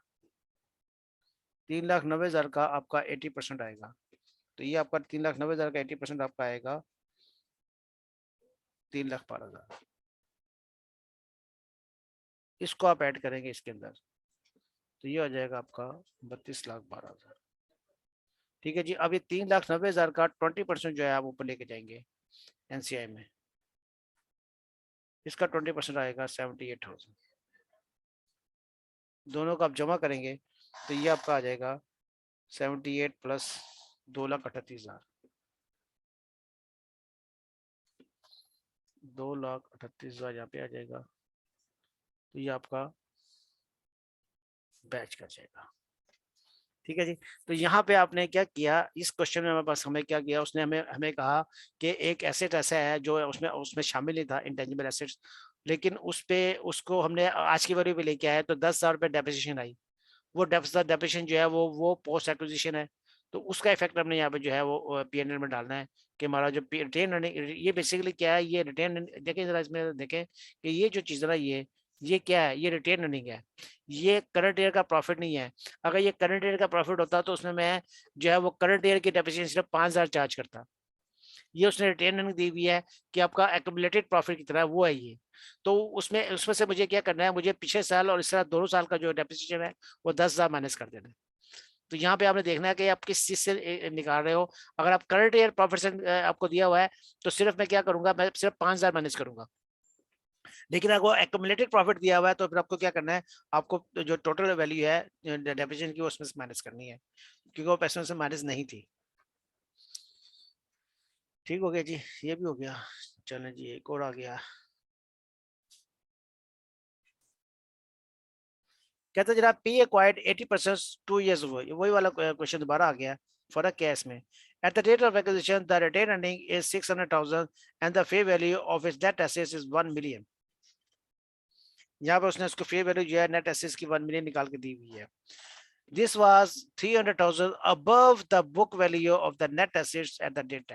जो 3 लाख जो है वो ज्यादा है बुक वैल्यू से जो उसमें दी हुई थी। जो क्लाइंट की जो कैरिंग अमाउंट है उससे 3 लाख रुपए ये ज्यादा है। ठीक है जी। The revaluation was due to an asset that had a remaining useful life of 10 years at the date of acquisition। वो कहता है जो एडिशन आपने किया ना, कितना एडिशन आपने किया, 3 लाख का एडिशन किया। वो जो एसेट है, जो एसेट इंक्रीज हुआ है उसकी लाइफ कितनी है, 10 साल है। तो आपको उसने बता दिया कि आपने कैसे डेप्रिसिएशन कैलकुलेट करनी है। आपने क्या करना है, आपने उसको 10 पे डिवाइड करके उसकी डेप्रिसिएशन निकालनी है। तो ये 2 साल पहले की बात है। तो मैं अगर आज की वैल्यू निकालूं इसकी, मैं को ये 3 लाख रुपए जो था ये 8/10 कर लो इसको, तो आज की वैल्यू निकल आएगी इसकी। ठीक है ना, 2 साल बाद की आज वैल्यू निकालनी है। तो 2 साल पहले इसकी वैल्यू थी 3 लाख थी, तो 2 साल के बाद उसकी वैल्यू क्या हो जाएगी, उसको आप डिवाइड कर लेंगे तो ये आ जाएगा 2,40,000। तो क्या मतलब हुआ आपका 60,000 जो है, 30,000 2 साल की आपकी 60,000 जो है इसकी डेप्रिसिएशन हो गई है। उस डेप्रिसिएशन को यहाँ लिख लेते हैं ताकि हमें याद रहे कि हमने इसका भी इफेक्ट करना है उसमें।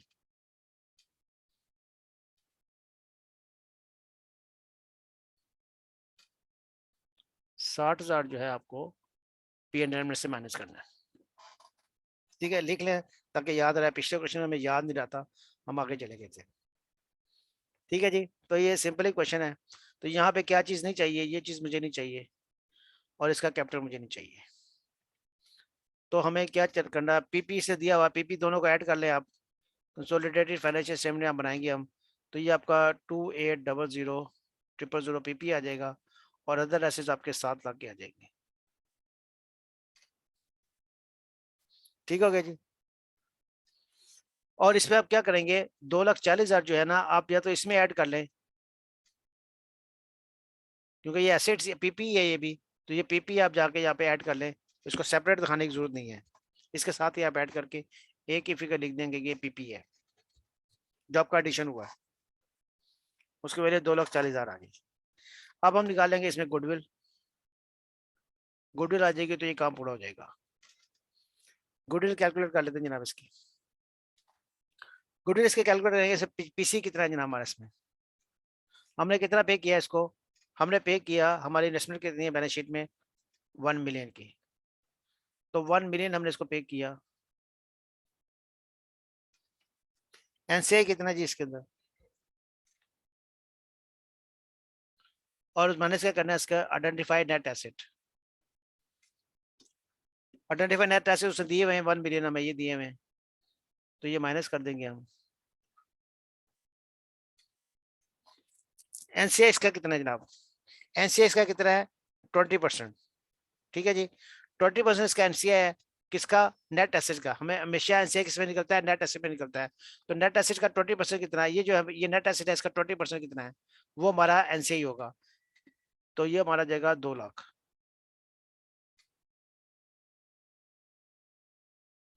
ठीक हो गया जी। तो गुडविल हमारे कितनी आ जाएगी, 2 लाख हमारी गुडविल आ जाएगी। ठीक है, तो एनसीआई कितना हो जाएगा इसका, इसी का 20% हो जाएगा। तो ये 2 लाख हम गुडविल यहाँ लिख देंगे। तो इसका टोटल हो जाएगा 3940,000। ठीक हो गया जी, एसेट साइज हमारी कंप्लीट हो गई। अब हम चले गए रिटेन अर्निंग पे, बाद में करते हैं। ये 4 लाख बाहर ले आओ, इसका कैपिटल 1 लाख बाहर ले आओ। ये तो सही है, इसको देखें, इसको ब्रेक करें आप, इसको ब्रेक करना आपने। तो ये कितना है हमारे पास, कितना हमारे पास प्रॉफिट ओपनिंग, ओपनिंग हमारा कितना है, 6 लाख। 6 लाख में से कितना, 1 मिलियन दिया हुआ है। 1 मिलियन आपके पास जो है वो टोटल है।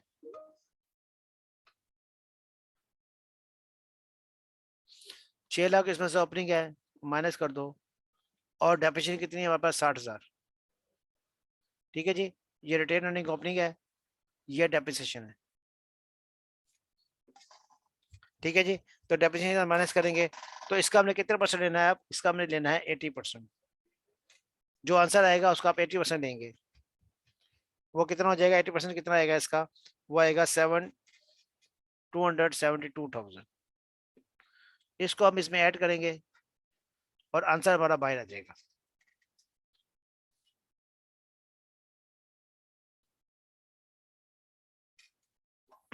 ठीक हो गया जी। एनसीआई कैलकुलेट कर लें। ओपनिंग एनसीआई कितना है इसका, ओपनिंग 2 लाख एनसीआई है। करंट कितना होगा, करंट इसी का, इसको आंसर निकाला नहीं हमने, इसका जो आंसर आएगा उसका 20%।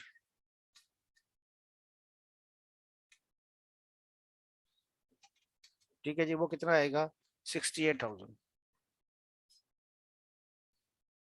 2 लाख इसका ओपनिंग है, तो 268,000 इसका आंसर आ जाएगा।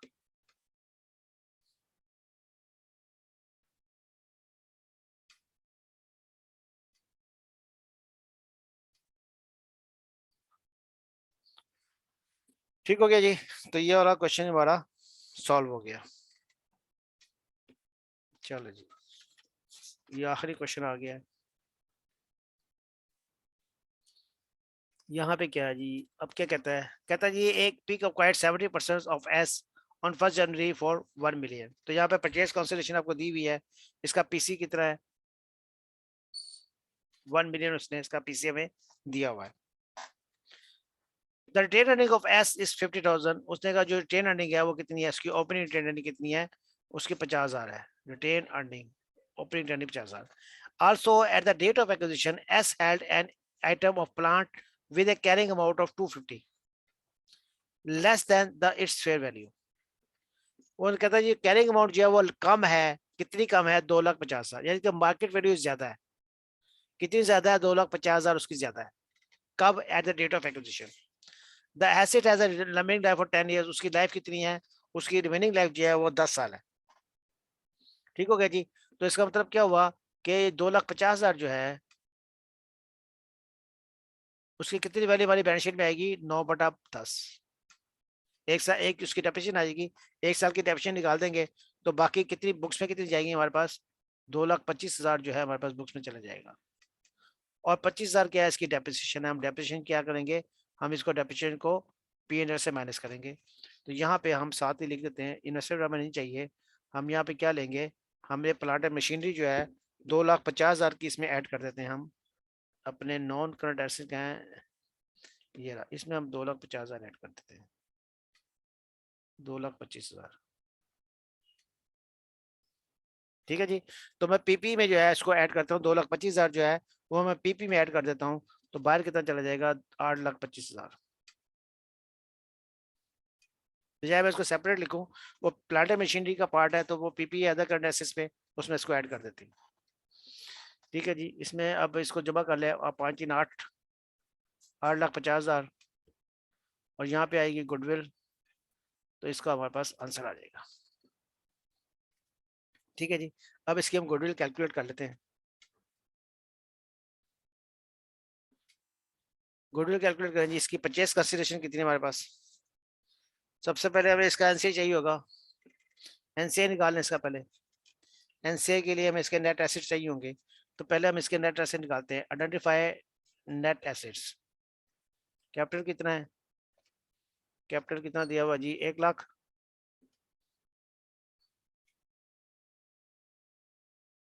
इसमें रिटर्न अर्निंग ऐड कर लें।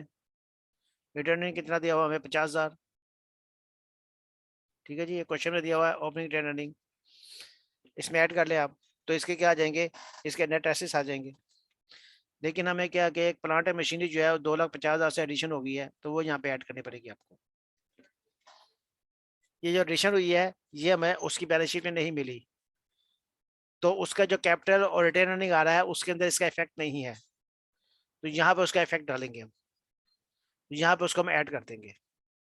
ठीक हो गया जी। तो ये 2,50 और 3 4, तो ये टोटल हो गया 4 लाख।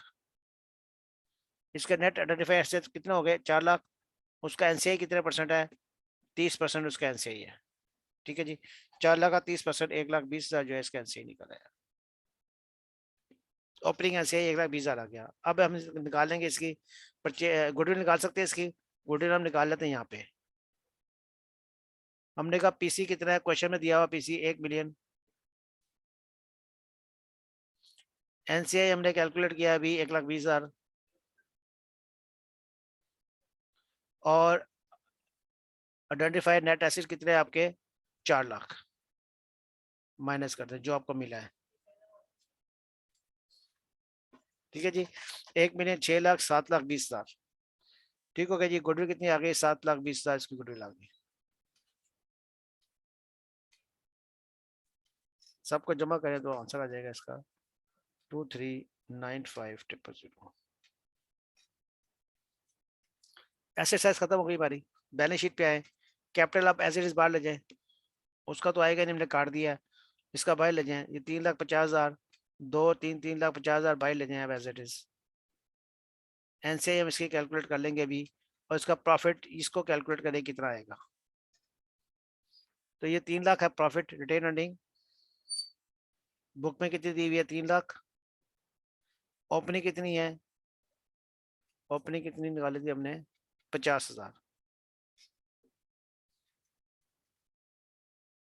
ठीक है जी, 50,000 माइनस कर दे इसमें से, और डेप्रिसिएशन कितनी है इसकी 25,000।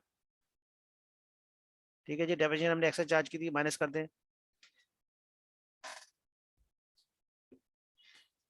कितना आ जाएगा ये 1,57,500।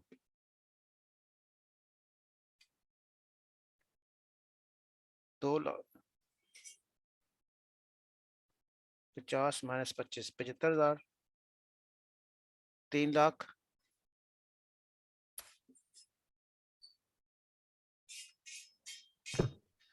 2,25,000। इसका आप लेंगे 70%, इसका 70% 157,500। तो ये आप जाके ऐड कर देंगे इसके अंदर, तो ये टोटल आपका बाहर आ जाएगा 1,757,500। ठीक है जी, इसका आंसर कैलकुलेट कर लें, इसी का आप 30% लेंगे। 20%? 30% ही 70% है ना। 20 to 20% यार। एनसीआई 30% है यार, 30% या लेंगे। 20% 1,20,000। 1,20,000 20% है। नहीं 30% ठीक 30% ही है ना, एक 40,000 ठीक है, बनेगा, ठीक है, ठीक 4 3 है, 12। ठीक ठीक ठीक ठीक है। हो गया जी, एनसीए लेंगे इसका जनाब, इसका हम लेंगे, एनसीए निकलेगा इसका, आप ओपनिंग लेंगे, इसका 30% लेंगे, वो 67,500 हो जाएगा। और ओपनिंग कितना था 1,20,000 इसमें ऐड करेंगे। ठीक है, 1 0 ज्यादा हो गया।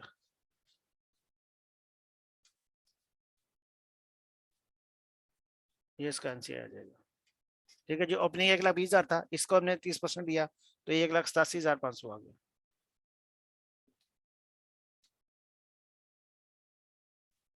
टोटल आपका मैच कर देगा।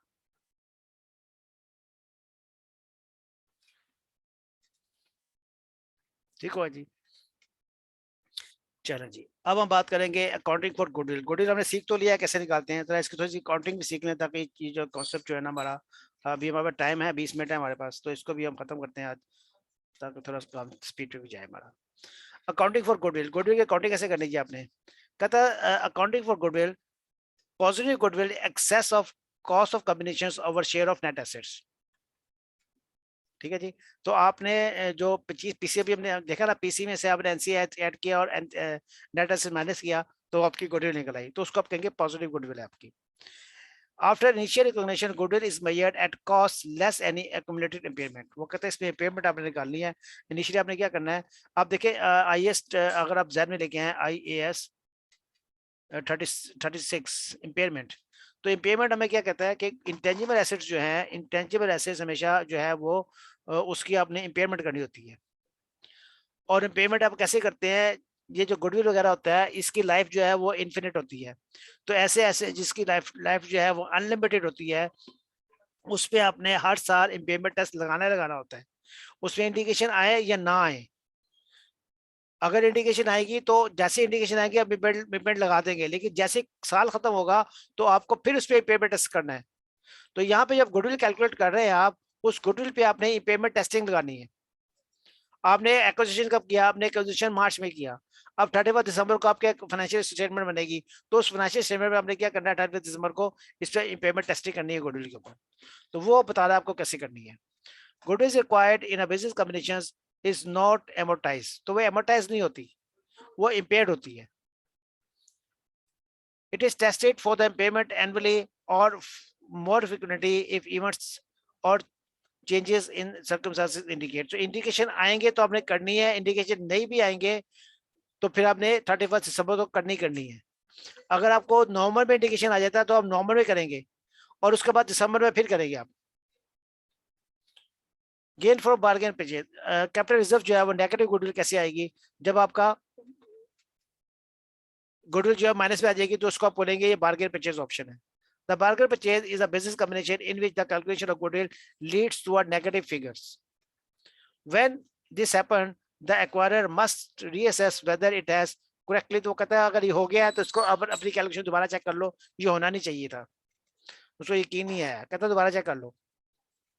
The acquirer must then review the procedures used to measure the amount of IFRS required at acquisition date for the following. Number one, identified assets acquired and liability assumed, non-controlling interest acquired and consideration. वो कहता है दोबारा check कर लो, कोई गलती ना हो गई हो, आपका जो है ना गुडविल ही आनी चाहिए। Any amount remaining after applying the above requirement is recognized as gain or profit. अब वो कहता है पहले क्या होता था, हम लोग जब कैपिटल रिजर्व आता था ना उसको क्या करते थे, हम कैपिटलाइज कर लिया करते थे, तभी उसका नाम था कैपिटल रिजर्व्स। लेकिन यहाँ पे उसने नाम क्यों चेंज किया? क्योंकि वो उसको पीएनडे में लेके जाना चाह रहा है। वो कहता है इसको पीएनडे में ले जाओ, इसको अपने लायबिलिटी नहीं बनाना, रिजर्व नहीं बनाना इसको, इसलिए उसका नाम चेंज कर दिया। उसका नाम क्या रख दिया उसने कहा बार्गेन परचेज ऑप्शन है, ये बार्गेन परचेज है, ये कैपिटल रिजर्व नहीं है। क्यों? कैपिटल रिजर्व होगा तो लायबिलिटी बन जाएगा। तो यहाँ पे क्या कहता है, जब आपका नेगेटिव गुडविल आ जाएगी तो आप क्या करेंगे, उसको पीएनएल में ले जाएंगे, आपकी इनकम बन जाएगी। ठीक है जी। This means that most cases when the bargain purchase occurs, the negative goodwill should be added to the consolidated profit and loss account. Profit ही आएगा ना, लॉस तो आना ही नहीं है, इसलिए प्रॉफिट ही लिख रहा है वो। इम्पेयरमेंट टेस्टिंग को गुडविल, इम्पेयरमेंट टेस्टिंग कैसे करेगा वो? कहता है purchase goodwill is not amortized but must be tested for impairment on annual basis. It cannot be tested for impairment directly. It is allocated to one or more cash generating units. CGU की बात कर रहा है आपसे, cash generating unit की बात कर रहा है, as per IAS 36, and then the carrying amount of the cash generating units is compared with this recoverable amount. वो कहता है कैरिंग अमाउंट पहले आप किसी निकाले, CGU की निकाले, उसको आप कंपेयर करें इसके रिकवर अमाउंट से, फिर आप गुडविल को एलोकेट करें। अभी आप न्यूमेरिकल करेंगे मैं क्लियर हो जाएगा। जब पहले न्यूमेरिकल कर ले तो फिर ये थ्योरी जल्दी समझ में आ जाएगी। पहले न्यूमेरिकल कर लेते हैं ताकि थ्योरी में समझ में आ जाए। कहते हैं पेमेंट और गुडविल कैसे करेंगे? एक्स लिमिटेड पेड 1,600 और 80% इंटरेस्ट ऑन वाई। तो उसने कितना एक्वायर्ड किया? 80% उसने उसमें होल्डिंग ली उसकी, और कितना पीसी पे किया? 1,600 पीसी पे किया। On this that why had identified net assets, तो INA कितना है उसका, उसके फेयर वैल्यू कितनी है? INA की नेट आइडेंटिफाइड एसेट्स कितने उसके? 1,500 के। तो 1,500 एसेट्स लेने के लिए उसने 1,600 पे कर दिया। गुडविल कितनी निकली उसकी? उसने कहा जनाब 1,600 उसने पे किया परचेज कंसीडरेशन। उसमें एनसीआई कितना है? एनसीआई आपने कैसे निकालते हैं? अच्छा, इसने इसका एनसीआई नहीं निकाला, इसने इसी का शेयर निकाल दिया है। ये जरा उल्टा करके लेके हम एनसीआई ऐड करते थे, इसने इसी का जो है ना 80% ले लिया है। उसने कहा इतना मुझे शेयर रिक्वायर्ड हुआ है, तो मेरी गुडविल कितनी आ गई? 400 आ गया। हम लोग ऊपर कैसे निकालते रहे? हम ऊपर कैसे निकालते हैं? हम कहते थे पीसी कितना? 1,600, इसमें से हम एनसीआई ऐड करते थे और आइडेंटिफाइड नेट एसेट जो है माइनस करते थे। वो कितने थे? आइडेंटिफाइड नेट एसेट 1,500 के। अब यहाँ पे एनसीआई कैलकुलेट करते थे, एनसीआई कितना बनता है? एनसीआई इसी का बनेगा ना, इसी का 20%। ठीक है जी, इसका 20% कितना हुआ? 50, 300 हो गया, तो वो 400 ही आ गया। तो आप अपने तरीके से निकाल लें, या इसने सिंपल तरीके से निकाला है कि उसने उधर से निकाल दिया, तो आप उस तरह भी निकाल ले तो आंसर तो सेम ही आना है। तो गुडविल इसका आ गया जनाब 400। अब वो क्या कहता है? कहता है the following amounts are recognised in the consolidated financial statements at the date of acquisition. तो गुडविल उसने शो कर दिया, उसने जो है एसेट फेयर वैल्यू पे शो कर दिए, और उसने एनसीआई शो कर दिया 300 पे। ठीक हो गया जी। तो ये 3 चीजें उसकी बैलेंस शीट में आ गई, कंसोलिडेटेड बैलेंस शीट में आ गई है। कंसोलिडेटेड फाइनेंशियल में 3 चीजें उसकी अपीयर हो गई जो कंपनी उसने एक्वायर्ड किया। अब क्या हुआ जनाब, कहता है the cash rating unit includes goodwill with in the its carrying amount so it must be tested for impairment annually और मोर फ्रिक्वेंटली। तो वो कहता है अब इसमें गुडविल आ गया, और गुडविल इंटेंजिबल एसेट है, तो इसको हमने क्या करना है, इसको हमने इम्पेयर करना है, और इम्पेयरमेंट टेस्टिंग जो है हर साल के एंड में लगानी है। अब वो कैसे लगानी है, कहता है एक्स लिमिटेड एस्टिमेट, उसने एस्टिमेट क्या किया दैट इट्स रिकवर अमाउंट कितनी है 1400 है, तो 1400 क्या इसकी रिकवरेबल अमाउंट है। The net assets of Y limited fair value adjustments is 1.1520। तो ये क्या इसकी, ये इसकी वैल्यू इन यूज है, वैल्यू इन यूज। वो वैल्यू इन यूज जो है ना वो I-36 में हम सीखते हैं कैसे निकालते हैं, तो यहाँ पे उसने निकाल कर दी हुई आपको। तो फार्मूला क्या होता है, विच एवर इज हायर का होता है, हायर जो होता है वो 12, उसको हम कंपेयर करेंगे, तो इसमें हायर कौन सी है हमारी, तो ये वैल्यू हायर है, तो इसको हम कंसीडर करेंगे, रिकवर अमाउंट को कंसीडर नहीं करेंगे। I-36 में कहता है कि आप रिकवर अमाउंट निकालें और वैल्यू यूज निकालें, उसमें से जो चीज हायर होगी उसको उसकी जो है वो कैरिंग अमाउंट से कंपेयर करके आप इसकी पेमेंट निकाल लें। तो यहाँ पर उसने दोनों चीजें हमें दी हुई हैं, तो हम क्या करेंगे, हम जो हायर वाली होगी उसको यूज करेंगे अपनी सोल्यूशन में। ठीक हो गया जी। अब वो बात करता है, कहता है जी आपके पास क्या है, गुडविल आपके पास 400 की है, आपके पास एसेट्स है, और आपके पास टोटल कितना इतना है। ठीक हो गया। अब यहाँ जो गुडविल आ रही है, ये गुडविल किसकी है, ये सिर्फ पेरेंट की है। ये देखिए ये पेरेंट की गुडविल, उसने ये कैलकुलेशन क्यों की है, तो आपको बताया कि ये सिर्फ पेरेंट की है, जो कंपनी एक्स लिमिटेड एक्वायर्ड कर रही है ये सिर्फ एक्वायरर की है, इसमें एनसीआई की गुडविल नहीं है, ये इसमें गुडविल एनसीआई का गुडविल का पार्ट नहीं है। तो हम क्या करेंगे, हम इसमें गुडविल एनसीआई की गुडविल ऐड करेंगे, इसको हम ग्रॉस अप करेंगे कि 400 कितना है, 400 में से 400 को 100% पे लेके जाएंगे, 100 से 20% निकालेंगे तो वो 100 आएगा। तो अब हम ये कह सकते हैं कि टोटल बिजनेस की गुडविल कितनी है, 500 है। ये सिर्फ वर्किंग के लिए कर रहे हैं हम, ठीक है, हम सब कंपैरिजन करने के लिए कर रहे हैं कि कितना इम्पेयर्ड हुआ है, इसका और किसी किस्म का कोई लिंक नहीं है, ये जो चीज मैंने की है इसका किसी किस्म का कोई इफेक्ट नहीं आएगा, सिर्फ ये जो है इम्पेयरमेंट लॉस निकालने के लिए यूज कर रहा हूं मैं इसको, ये इम्पेयरमेंट लॉस के लिए ये वर्किंग की है, इस वर्किंग का और किसी किस्म की कहीं पे भी इसका इन्वॉल्वमेंट नहीं है। ठीक है जी, तो ये हम निकालेंगे और हम सिर्फ इसको यहाँ पे निकाल के भूल जाएंगे। अब हमने कहा कि टोटल कितना हो गया, हमारे पास 500 गुडविल हो गया, हमारा एसेट कितना है, फेयर वैल्यू एसेट 1500 आया, इसका मतलब क्या हुआ, टोटल हमारा 2000 हो गया। उसमें से हमने कहा कि इसकी वैल्यू इन यूज कितनी है, वैल्यू इन यूज ये कैरिंग अमाउंट हो गई इसकी, ये कैरिंग अमाउंट निकल आई, और वैल्यू इन यूज कितनी इसकी, वैल्यू इन यूज जो है हमारी विच एवर हायर पे आ गई, तो हमने कहा कि इतना जो है हमें ये पेमेंट लॉस हो गया। सिर्फ ये जो वर्किंग मैंने की है ना, ये सिर्फ मैंने ये पेमेंट लॉस निकालने के लिए की है, और इसका कहीं पे कहीं इफेक्ट नहीं आने वाला। ठीक हो गया जी, तो इम्पेयरमेंट लॉस आपको पता लग गया कैसे निकला, तो ये पेमेंट लॉस आ गया। अब वो कहता है इसको डिस्ट्रीब्यूट करते हैं, तो डिस्ट्रीब्यूट कैसे होगा, वो कहता है सबसे पहले आप क्या करें, आप इसको इसके अपनी परसेंटेज निकाल लें कि आपका कितना शेयर है, 80% है, तो आप उसको 80% निकाल लें। ये लॉस जो है ये आपने कंसोलिडेटेड फाइनेंशियल में यूज करना है। ठीक हो गया जी। इसको सबसे पहले आप क्या करेंगे, सबसे पहले आपने गुडविल को जीरो करेंगे, जब तक गुडविल जीरो नहीं होगी आगे नहीं ट्रांसफर होगा। तो ये गुडविल से थोड़ा ही था, अगर ये गुडविल से ज्यादा होता जितना बचता मैं यहाँ से माइनस करता, अब चूंकि बाई चांस बचा ही नहीं, अभी भी गुडविल बच गई है, तो सारा का सारा गुडविल के अगेंस्ट एडजस्ट हो जाएगा।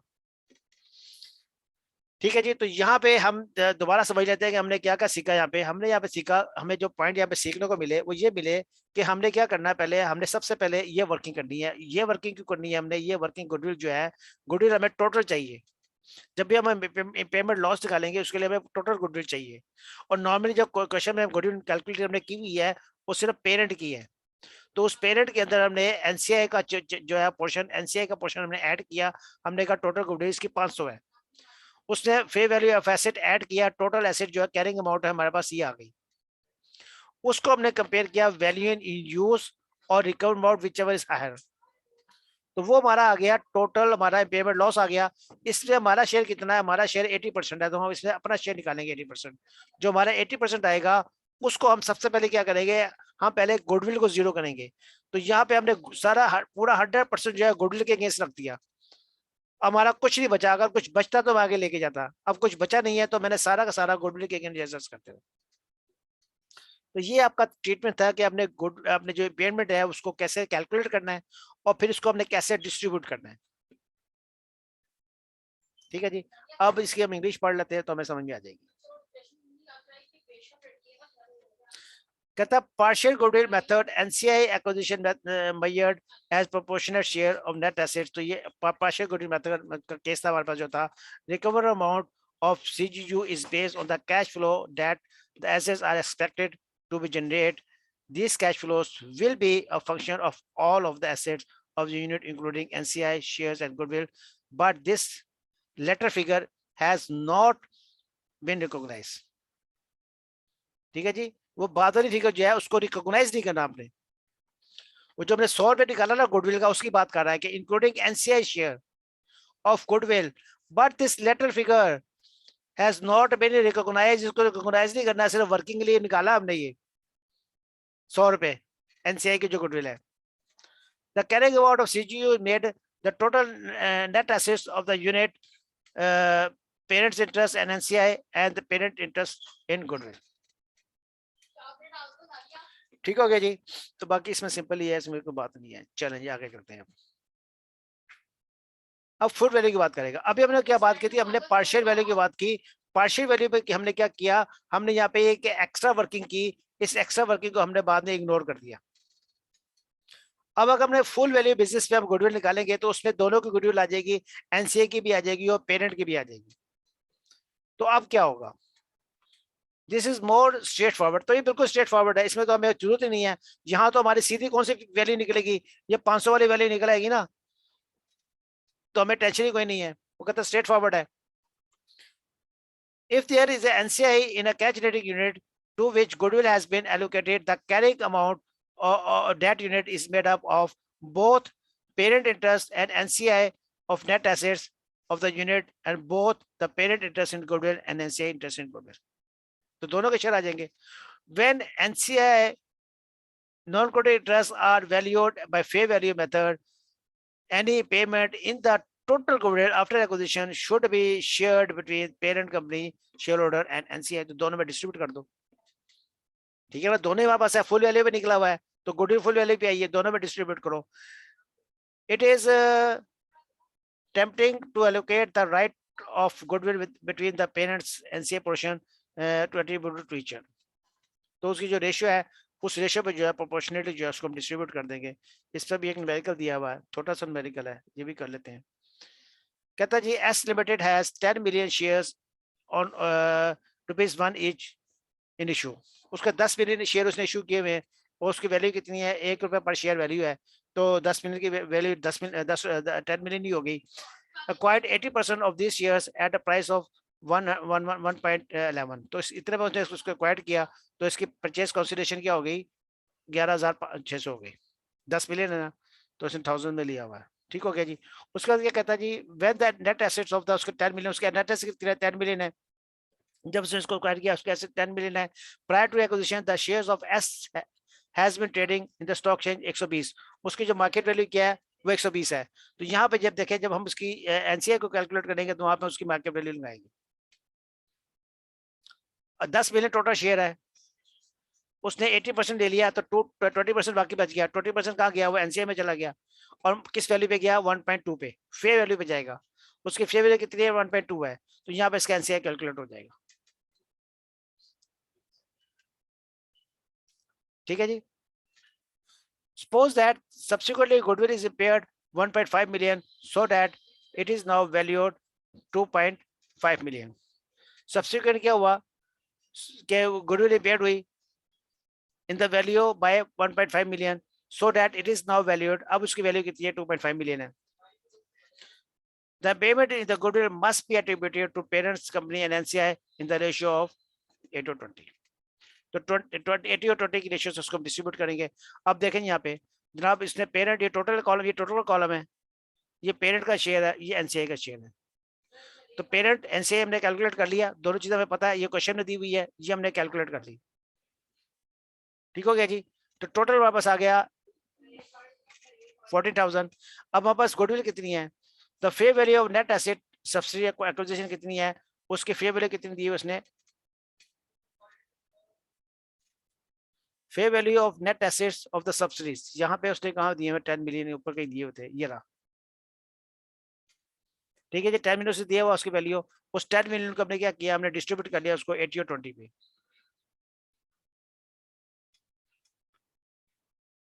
तो हम क्या निकला है, गुडविल निकला है। ये क्या है इसका, आइडेंटिफाई नेट एसेट्स हमने माइनस कर दिया तो हमें गुडविल निकला है। अब गुडविल कितना आ गया, उसकी पेमेंट उसे दी हुई है 1.5 मिलियन।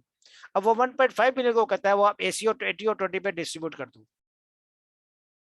और इसके स्ट्रेट फॉरवर्ड उसका आंसर निकल आएगा। तो ये बिल्कुल स्ट्रेट फॉरवर्ड था, यहाँ पे कोई कैलकुलेशन इन्वॉल्व नहीं थी, सीधा सीधा हमने क्या किया, उसकी गुडविल कैलकुलेट की, गुडविल कैलकुलेट करके हमने देखा कि कितना परसेंट कितना में पेमेंट हुआ है, उसको जो है हमने उसी रेशियो में जो है वो डिस्ट्रीब्यूट कर दिया, ठीक है जी। तो ये सिंपल था हमारा। चलो जी आगे सोच, चलो ये चैप्टर हमारा खत्म हो गया, पहला चैप्टर हमारा खत्म हो गया, ठीक है, यहीं तक आज रखते हैं। तो इंशाल्लाह नेक्स्ट लेक्चर हमारा ट्यूसडे को होगा, तो नेक्स्ट लेक्चर को हम स्टार्ट करेंगे चैप्टर नंबर 2 इसका, ठीक है जी। पहला चैप्टर हमारा 2 लेक्चर्स में खत्म हुआ है, जरा स्लो है लेकिन हम स्लो चलेंगे अभी, ताकि ये जो कंसोलिडेशन है इसको हम अच्छी तरह जो है वो कवर करें ठीक है जी। तो हमें तकरीबन 6 चैप्टर करने इसके अंदर, 6 चैप्टर करेंगे, उसके बाद हम इसके 5 पेपर करेंगे। तो इंशाल्लाह जो है ना 4-5 लेक्चर के अंदर इसको खत्म करेंगे, उसके बाद जरूरत पड़ी तो स्पीड पकड़ेंगे, ठीक है जी। किसी के पास कोई क्वेश्चन है तो वो कर सकता है, तो फिर मैं इसको मीटिंग को वाइंड अप करूँ। एनी क्वेश्चंस एनीबॉडी, किसी भी रेफरेंस से कोई क्वेश्चन हो, किसी दूसरे स्टैंडर्ड से हो, तो वो भी आप कर सकते हैं, मैं आंसर करूंगा आपको।